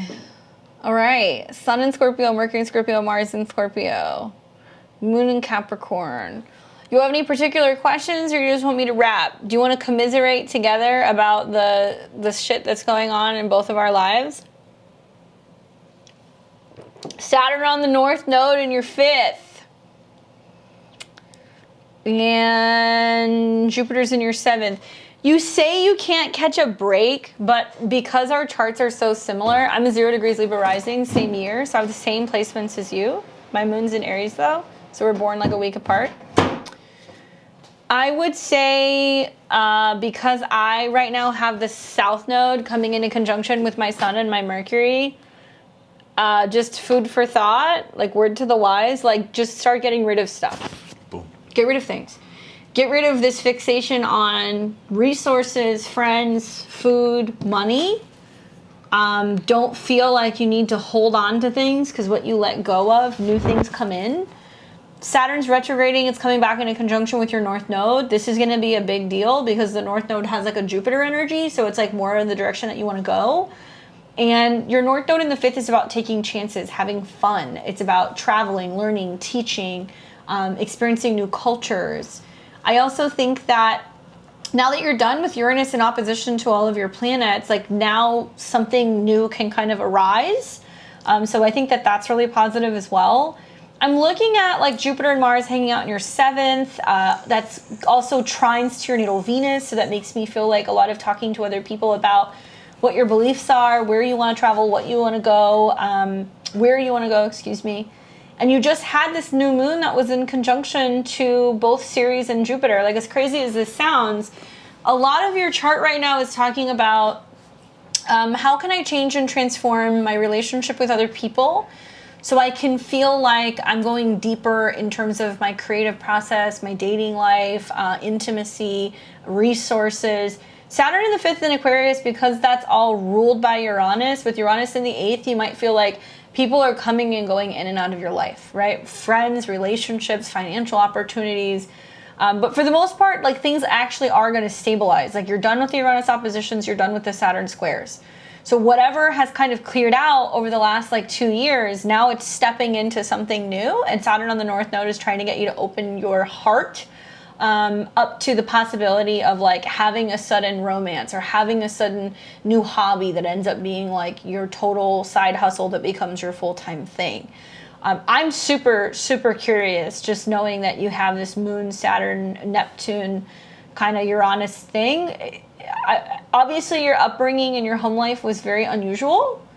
And there is this sense of like letting the past be in the past and like kind of starting new chapters, but it's going to require you to step into new relationships right now because Jupiter's in your 7th. Now you're in a 9th house year. So part of what's going on also is you really want to pay attention to any transits in your 9th. So this last month with all these planets going through your 9th was like, what do you believe? Where you're traveling? Where are you going? And the next couple of days, Mercury is going to trine Saturn in your North Node. So watch for really prominent relationships coming in, or watch for new mentors, teachers, gurus, courses you want to take, dreams that you have. There's something there that might kind of start to set up. Relationship partially with my older brother has been a big struggle the last 4 years. That makes sense because you've had Uranus in opposition to your Pluto in your natal 3rd, and you're done having the Saturn squares and all that stuff. So it's going to get easier. But also, you've got Venus, Uranus that's in your 3rd. So it can be hot and cold relationships, things that kind of come and go. And down the road, when Mars makes oppositions to planets that you have in Sag later this year, there is this feeling of like how you can work out some of those relationship issues that you have with siblings or family members through other people, or talk to other people who have been through similar situations. I'm really curious, like, what is it that you do for work for a living? Are you in real estate? Is there a family business? Do you do home care, end of life care? Like, do you do property management? What do you do with all these planets in your 2nd house and your 4th house? Because that's really strong. A lot of betrayal from him, try to forgive him, and then he does it again. It's weird. I also want to mention that, Kelsey, you have something in common with both of us. You have the 2nd house sun in common with her, and then like with 89, 88, and 90 cap moons, you're a super alien. Okay, you have Moon, Neptune, and Uranus, and Saturn in Cap. I need you to look up the alien chart article because you're one of us. You got the soul power. You got Saturn. You got Neptune. You can read souls and auras. You can ground with Saturn and understand. You know what I'm saying? The strategies of corporations and countries. You can help your brother with father abandonment issues. People with father abandonment issues will flock to you. And the reason is because you have Saturn in your moon. You can predict election outcomes. Pluto. And Sun conjunct Pluto. She's born she's born like a week before me, and we're the same rising. But yeah, you know, so you have to look at Pluto Sun too. Jupiter rules your third house of siblings, and Jupiter is in opposition to Saturn and Neptune. And something about the two of you and where you have separation from your family or from a sibling, it teaches you a lot about how you can learn how to like mend relationships and issues with other family members, like specifically like for people who you talk to. That's how it works for me. Like with all those planets in my fourth house, I'm like estranged from family members, and it's been like a really difficult situation because my parents had a really weird relationship and they married and divorced twice. And I have found that like the experiences that I had with a lot of my family members has taught me a lot about how to teach other people about like there's the family that you're born into, then there's the family that you make. So it's played a big role in like me counseling and working with other people. But also I have found that like in relationships, okay, because your fourth house is actually the family of your future partner. There's been a sense of like me talking to my partner being like, really nurture your relationships with your family because I didn't have some of, you know, the opportunities that you've had. I didn't have that. So I have kind of found that I've helped family members mend things in relationships, but also at work. So you can be somebody who's really, really, really emotionally in tune and sensitive, and like you can really like hold space for other people, and you can kind of teach them through some situations that you've gone through. And Spacebook, once again, please don't doubt your intuition. For sure. Still wrong, Facebook. Nice try. I love that. Oh, okay, I see. Well, you know what? He's a Scorpio rising, so she wasn't Close. Entirely wrong. Right. Let's see. Hopefully that was helpful. So let's pull this up. All right, let me tell you something about Esco, y'all. I actually was ranting to myself about his chart last night, and I was bugging out on how Esco is a true Scorpio. And I learned to this. I'm doing a video about this. You can find the true nature of a sign. Like Astrology is a true Gemini because she's a Gemini rising with a Leo moon and Gemini sun, and Leo moon is the third house to Gemini. A true Scorpio is a Gemini moon with a Scorpio sun. Do you know the info? I don't have it. Can we get your info? Oh yeah, we're gonna need your Esco. We're gonna need your date, time, and birth. But as you type that in, what makes Esco a true transformer is that, and when I saw this in his chart, I shrieked. Like I had a moment. Ask him. I found out that he was a 26-degree Aries rising with a Gemini moon and a Scorpio sun, 26 degrees Scorpio on his 8th house cusp, 26 degrees Scorpio. Okay, so he's Scorpio sun moon signature. He's Scorpio sun on the 8th house. And do you know his chart? Oh yeah. Oh okay, I don't know his time. I just don't know the details. And the 8th degree, the 26 of 8. So this is like the truest Scorpio I've ever met in my whole life. And like he's a straight G. Shout out to you, Esco. Straight up. So as he enters it, I know enough of your chart familiar. You got Mars in air. He was actually born the same year as Drake. So he was born like November, not October. And November in 1986, I believe. And we know that given Saturn... He said I texted you. Oh, shit. My bad, Esco. You got... Oh, see, Scorpio. You don't want to post that. That's smart. I'll be right back. That's smart. That's smart. Right. I think it's funny that it's... I told you he's a true Scorpio. He's a true Scorpio. It makes sense. I have to put my shit out there. Also, like, I have 2 stelliums, so I'm like, fuck you to anybody who's like, oh, I have an intense chart. I'm like, you haven't seen anything yet.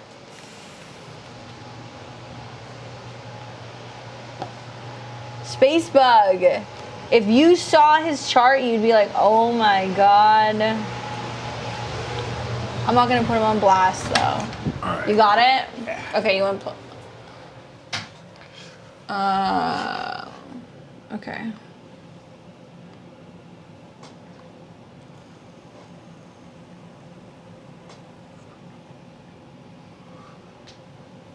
Yeah. Okay. So yeah, I was just marveling at that because there's transformers. He's a true transformer. This is a representative of the angel of death here. Okay, you can get clapped if you mess with Esco. So that being said, synchronicities aside, what we see here is that as an Aries rising, this new moon in Cancer is going to be in your fourth house. It is in your fourth house.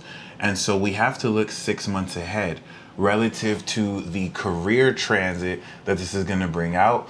Basically, everything you're doing now is going to secure the greatest career breakthrough you've ever had, and you feel it coming into the next 6 months. You're going to establish your home foundation, which you want to think of your apartment and where you are, and any new opportunities to move, because whether you move or not, this is going to secure your operation and base, and it's going to prepare you in Capricorn season to come into career success and break through based on that foundation final boss battle of securing your legacy as an MC in Capricorn, to really now relative to all the businesses you've helped flourish. Shit, look at all that Scorpio. Do you see that shit? Also, yes! Your ascendant is my point of fortune, and Mars is there right now. He does SEO work for me. Yeah. He's really dope. He's really cool. If y'all wanted to work together. I'm just gonna sit there and Google my name over and over and over, the old school way. He got me on the first page of Yeah, Google, I saw. You're like the highest rated That's because of psychic. Esco. I was like looking at him like,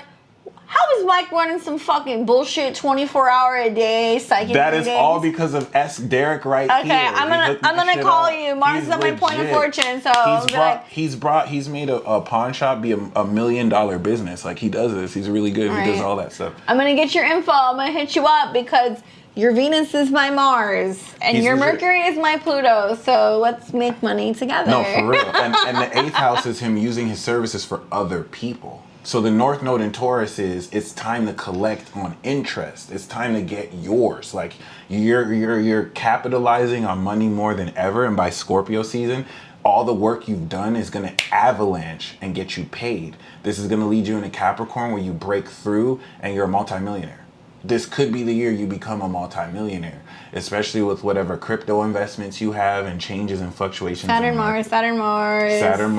Oh yeah, Saturn, Mars. So, you know, and Mars in Aquarius, like, I've seen this dude work. Like, he thinks outside the box. Are you building a company right now? Is that what's going on? He's made pictures of like Kourtney Kardashian, and she shared it onto her page. You know what I'm saying? Stuff like that. Like, he's being watched. He's had Instagram steal like theme he did. Like, it's some crazy shit. Like, he's the reason why I used to think Scorpios are hyper paranoid. He's the reason why I see subliminals now when people like do, like, you know what I'm saying, stuff like that. And everything that he's kind of warned me about people that I was like, oh, you're being too paranoid, he's always right. Scorpio shit, you know what I'm saying? So, like, it is what it is. Some shit that we're always talking about. Yes, for real. So, like, you know, him and you hit me with a lot of that woke shit, and it's just like, okay, I see you. So, the 8 God, son. So, yeah, no, this chart is fascinating, but we're seeing like a total transformation of how you now transform other people's lives without all of the karma, because you had so much karma. Saturn and Sag, you've had to deal with. The South Node unlocked it. So, like, this is allowing you to now take a lot of the family karma that has held you back because of how responsible you've dealt with it, and you're moving forward with it, which will require smacking the shit out of people who really disrespect you, because I think you've held back on that too. But now you have more of a leg to stand on because people took advantage of your vulnerable position. But remember, Jupiter, what's coinciding with this breakthrough is next year, Jupiter's going to go through your rising and your chapter 1. And now this is going to re-loop the past 12 years and break you through into a new cycle. And you've seen this vision. You know what I'm saying? Your Sagittarius energy has had you see this vision, and you're going to practically bring it into reality. I love that you're Venus retrograde in Scorpio. Yo, I've seen this dude drive, And like this one lady pulled up on the left and he got her number right at that moment and she was sending him nudes like the same day. Let's go, bro. That's that dude right there. Straight up. And it's conjunct Pluto too. Fuck. Okay, I like that chart a lot. No, I have the same Sun, Mercury, Pluto stuff, but I think it's interesting that he has a lot of like the same quincunxes to Aries. It's a lot of Mars energy. It's a lot of Mars energy. Shout out to King Pluto, aka Future. Yeah. Good luck. Keep us updated. And yeah, make sure y'all talk or link up because that'll be dope. Yeah, definitely. You're gonna go on Google and be like, "Who's this bitch that's doing 24-hour psychic drive-through reading? She's got 5,000 reviews." I'm gonna be like, "Pa pa pa." It's gonna be me. Yep. All right, we've got Sierra, then we've got Kayla, then we've got Rachel. All right, so let's see what Sierra has got for us. April 6th, 95.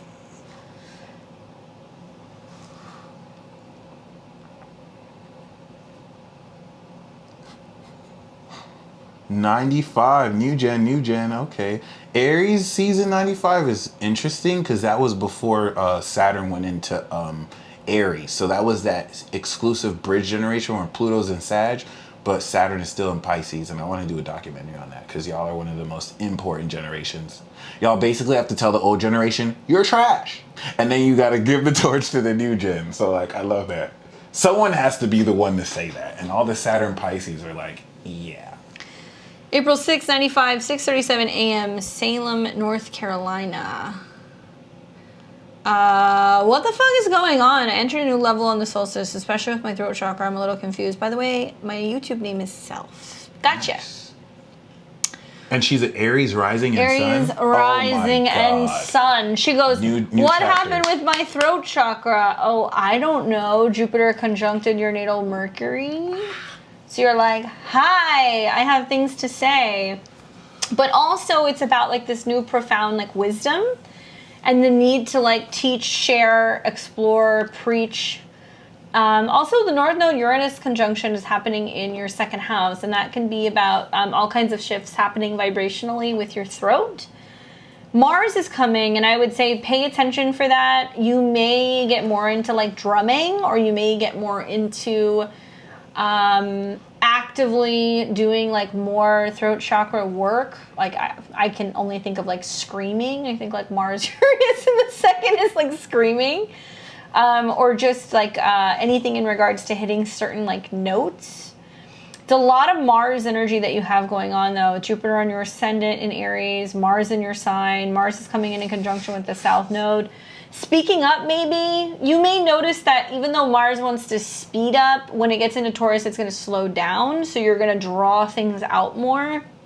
The solstice was interesting, huh? That was a new moon that was right on your IC. So fun fact, anybody who's got cardinal signs on all four angles, so if you're a cardinal rising, especially like the first 2 or 3 degrees, you feel the equinoxes and the solstices so much more strongly, I think, than most people, because you're gonna feel when the sun goes in, everything. Hold on a second, we've gotta wait. Here we go. Get him. Okay. We got a Frank Why are you trying to make a debut on the internet? You can't be here right now. We got a Can you take the baby? Can you take the baby? Here, pass the baby. Okay. There we go. All right, team effort. 40 pounds. Sorry. That's a You workout. busted in. Bye, baby. Say bye. Wait. It's never a dull moment in these parts. He just busts right in. He Right. loves Mike. He like loves Mike so much. Gemini Sun, Gemini Moon. Oh my goodness. But yeah, there's just a lot of Mars energy. But as soon as you see that Mars shifts into Taurus here pretty soon and it hits her South Node, there's a sense of like feeling like you're using your voice more creatively and you're using it more for like art. But the solstices, getting back to that, so because you have 1 degree on each angle, It's like your life literally changes and you start a new chapter every equinox or solstice. You feel that a lot more strongly than most other people. So having that new moon solstice right in the most southern part of your chart, it's like redefining your emotions. And it was in a square to Jupiter on your ascendant. So what you're learning about family, what you're learning about emotions, what you're learning about your home life and the past and the feeling of like literally needing to clear it out. So working with like chrysocolla, working with lapis, working with emerald, anything that's going to be opening up the throat chakra and clearing things out. And also I think of like Mars going there is maybe drinking hot liquids and working with hot herbs and other things to kind of clear that out if you're feeling like you're having any like blocks of any kind. What do you think?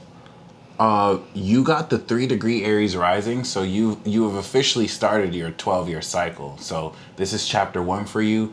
As a new gen, you want to see this as a new page. You last year was the last chapter of the old series. Now you're opening a new book. So embrace the newness, my friend.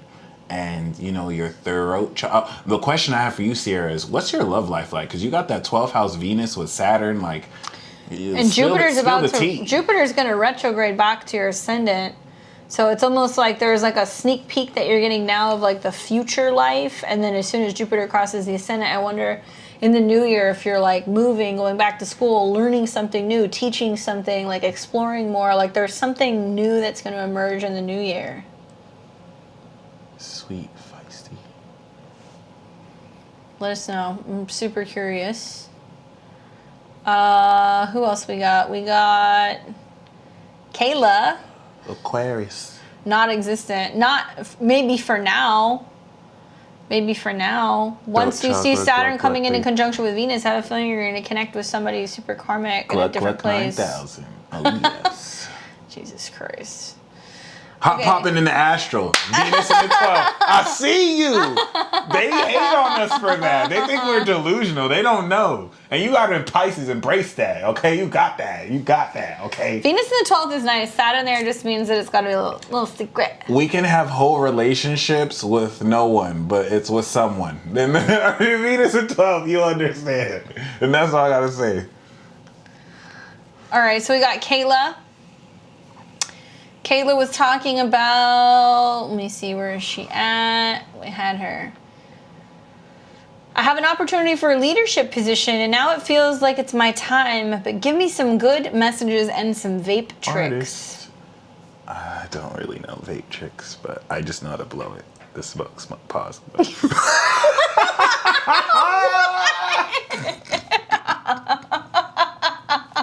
God damn it. Little puffer, little puff, smoky smoke. A little pump. Yep. Little pump. I'm not going to make I'm a little jokes. pimp. My bad. Shout out to Trump. I'm a little pimp. I'm Lil Pimp's black brother. Lil Negro.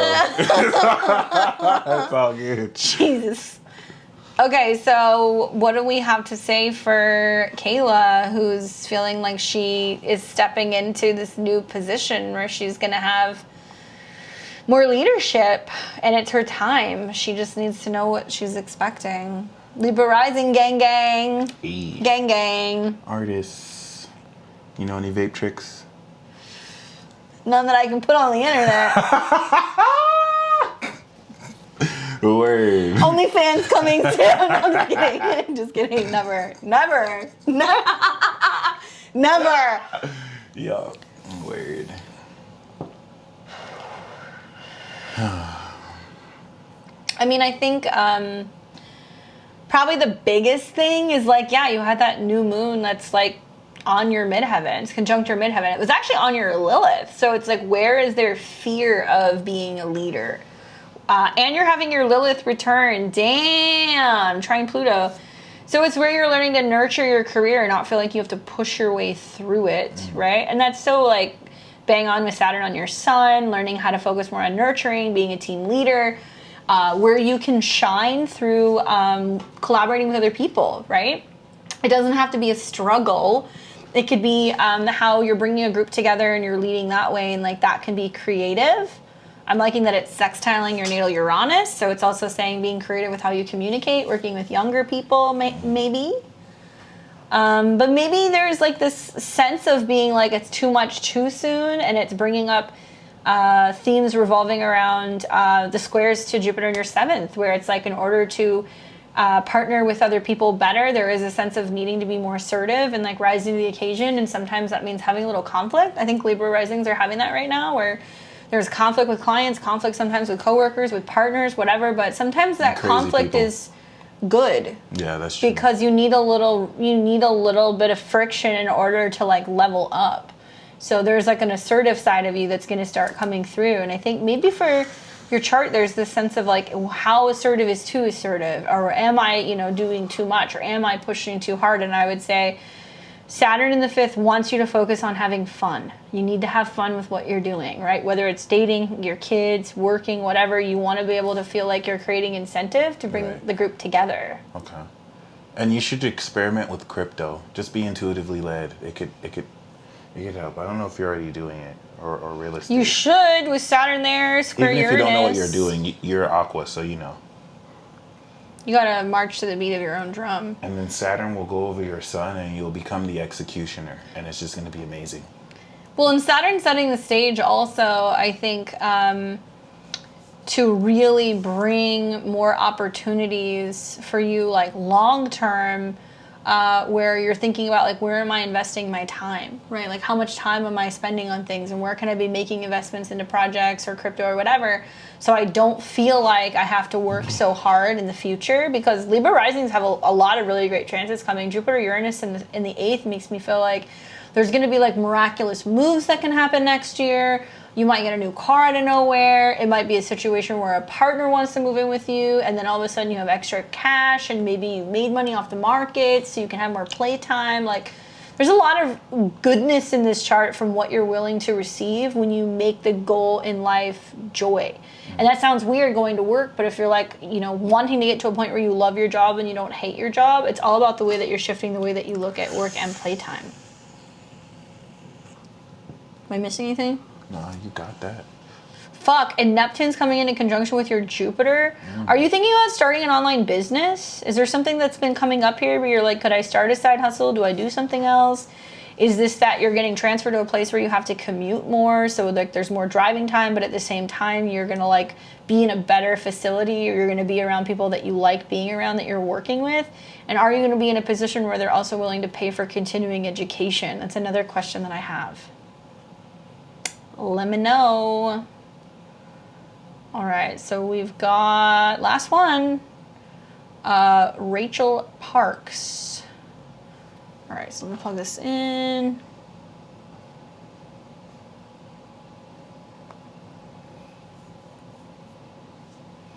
$5484.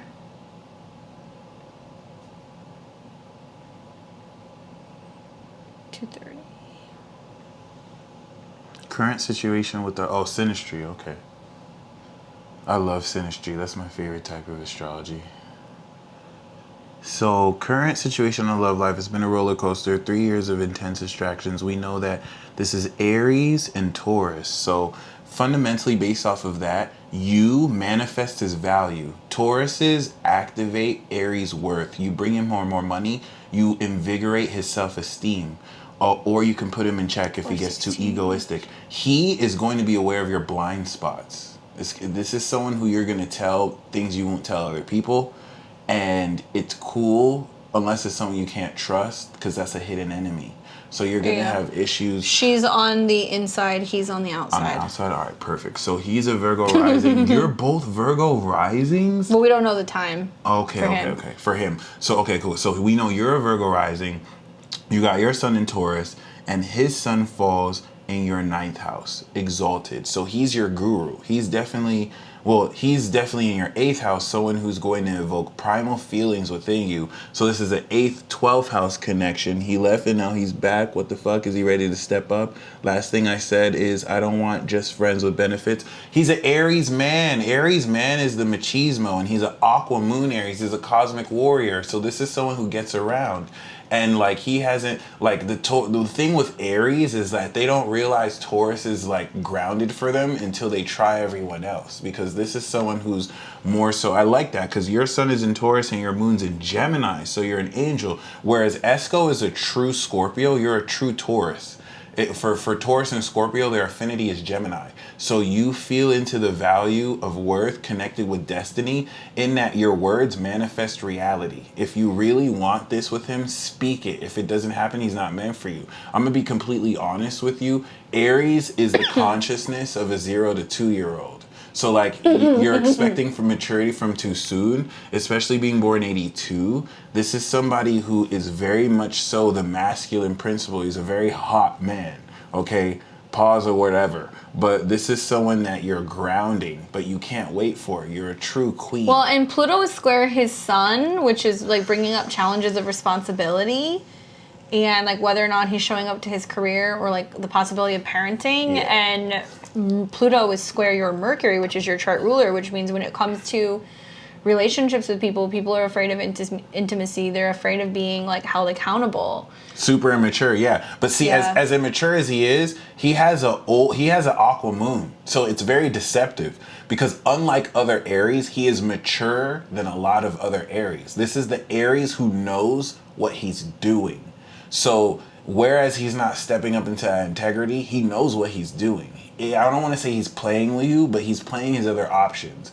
And like, it's common to do that to Taurus women because Taurus and Cancer women, they're not going to be as seductive like Scorpio or Capricorn that'll make you work for it. Taurus and Cancer is going to give you everything at first. They could play that game, but Taurus is real, you know what I'm saying? And so people will take advantage of that. If he's taking advantage of that, he needs your absence. And you know the places in where you're giving him chances he doesn't need. That's the type of person that's going to chase you once you don't give him that leeway. But you don't want someone that's going to chase you. You want someone that's going to meet you on that level. So the 12th house is surrender and release. You might have to let him go for him to come back later or for him to see you got options. He's definitely going to come back when Mars goes retrograde over your moon and it squares Neptune in your He keeps coming back. He keeps coming back because he's falling back on you. You're the grounded foundation. So if you don't want that, you have to make that decision. It's not too soon. Also, but Mercury's going to go retrograde in Libra to Virgo, and that's really going to affect an Aries chart. And how you see yourself, too. It's going to be whether or not somebody's done. So I feel like there's going to be a bit of a back and forth that's going to go on, and then you're going to be like, you're either with it or not. As soon as he chases you. So, see, and that's his nature. He's got Venus in Pisces. Aries lives for the chase. Like, that's how, like, you have to, that's why they're obsessed with Scorpio. Because Scorpio will strip them bare until they're on their knees because they want it. You don't have to do that. You just you're the teacher this lifetime. So, you know, y'all have a connection. And I'm not going to doubt that. Both of your moons meet in Aries. So he's aware of the soul connection. But in his immaturity, he is going to grow. Like he's deceptively immature. He's not as immature as he lets on. I have to make. But he's got Venus square Uranus too. So there's like some erraticness. And I feel like with Venus in Pisces, especially a man that has Venus 12th house to his sun, you have to ignore him. And he's got Venus at an 11. I have Venus 12th house to my sun. You have to ignore them. You have to ignore them. Once you punish them, so if you have... It makes me like them more. If your Venus sign is behind your sun as a man, they'll stalk you, they'll fantasize about you, they'll look at your pictures. You know what you do, Rachel? You leave him on read for 2 weeks. Oh my God. You send him photos of your feet because they're into that shit. Or post thirst traps. Yeah. I'm exposed right now. Post a bunch of photos because his Venus is at 11. Post a bunch of photos hanging out, going out, having drinks with your friends. And then text him at like 12 o'clock at night and be like, hey, are you still coming over? And he'll respond and be like, oh, wrong person. Do not respond. Do not respond. He will show up. It's like he gets bored and misses me. Aries, right, exactly. But when you're dealing with Venus 12th house to the sun, always, especially with men, they want women once they go missing. Once they're missing, oh my God, where are they? Yeah, he looks at me all the time on social media. Don't reveal those secrets. It's true. I have gotten this down to a science. I've gotten it down to a science. Men who have don't leave me on red. That shit drives me crazy. It is what it is. But I mean, you have more pull. He has more power. You have more pull. So like, it's all based based, Taurus, it's all based on you. Are you gonna let him back? Because you have control over that. I didn't see this. Fuck, marry, kill. Y'all gonna marry Gemini? Oh my gosh. Okay, never mind. I guess I mean, Yeah. you gotta kill the Gemini. You can marry the Taurus depending on their credit score. And then fuck the Scorpio. Oh my gosh. That would kill Gemini. Send him pictures of your feet, because he's got Venus in Pisces. Lots of shoe shots. He's afraid of you because he understands the settling, because you're solid. And if you're solid, it squares his aqua moon that feels, wait, what if there's more?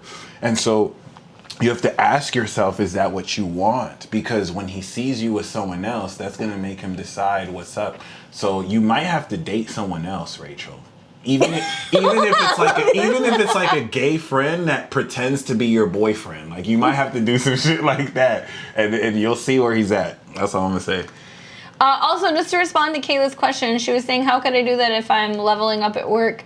Honestly, you have a lot of squares with Jupiter and Neptune this year to your natal Sag placements, which means you just get it started. I think you're going to consider getting that going in the next couple months. You'll evaluate that in August and September, and then you might go full swing into doing more of that in the new year. So just get it started is the thing I would say. Especially with the new moon that you have that you just was conjunct your midheaven, you can give it 6 months to kind of start the side hustle and then see how it goes. Beautiful. You don't even deserve free receipts. Shit. Well, I believe we got everyone. Yeah, we got everybody. That was a fun show. I'm glad that we did that. Hopefully you guys liked it. Hope you guys are liking our content. I guess now is a good time to plug this and let you know that here in the States, we're about to have 4th of July. We got something little special for y'all this weekend. So make sure that you catch our episodes that we're going to be putting out over the next couple of days over the holiday. Hopefully you guys are having fun with your family, celebrating, having a good time. We will be back.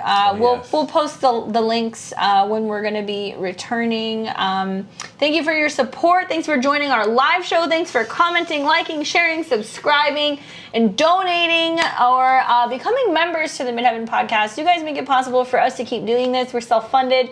We're a 3-man team. It takes a lot of booze and cheese sticks and crackers to keep this going. And yep. We've been here for a minute. Season 2. Yeah, we're season 2. We're getting up there. We're getting up to around episode 80. So I'm really glad that we've been able to do this, and it's possible because of viewers like you.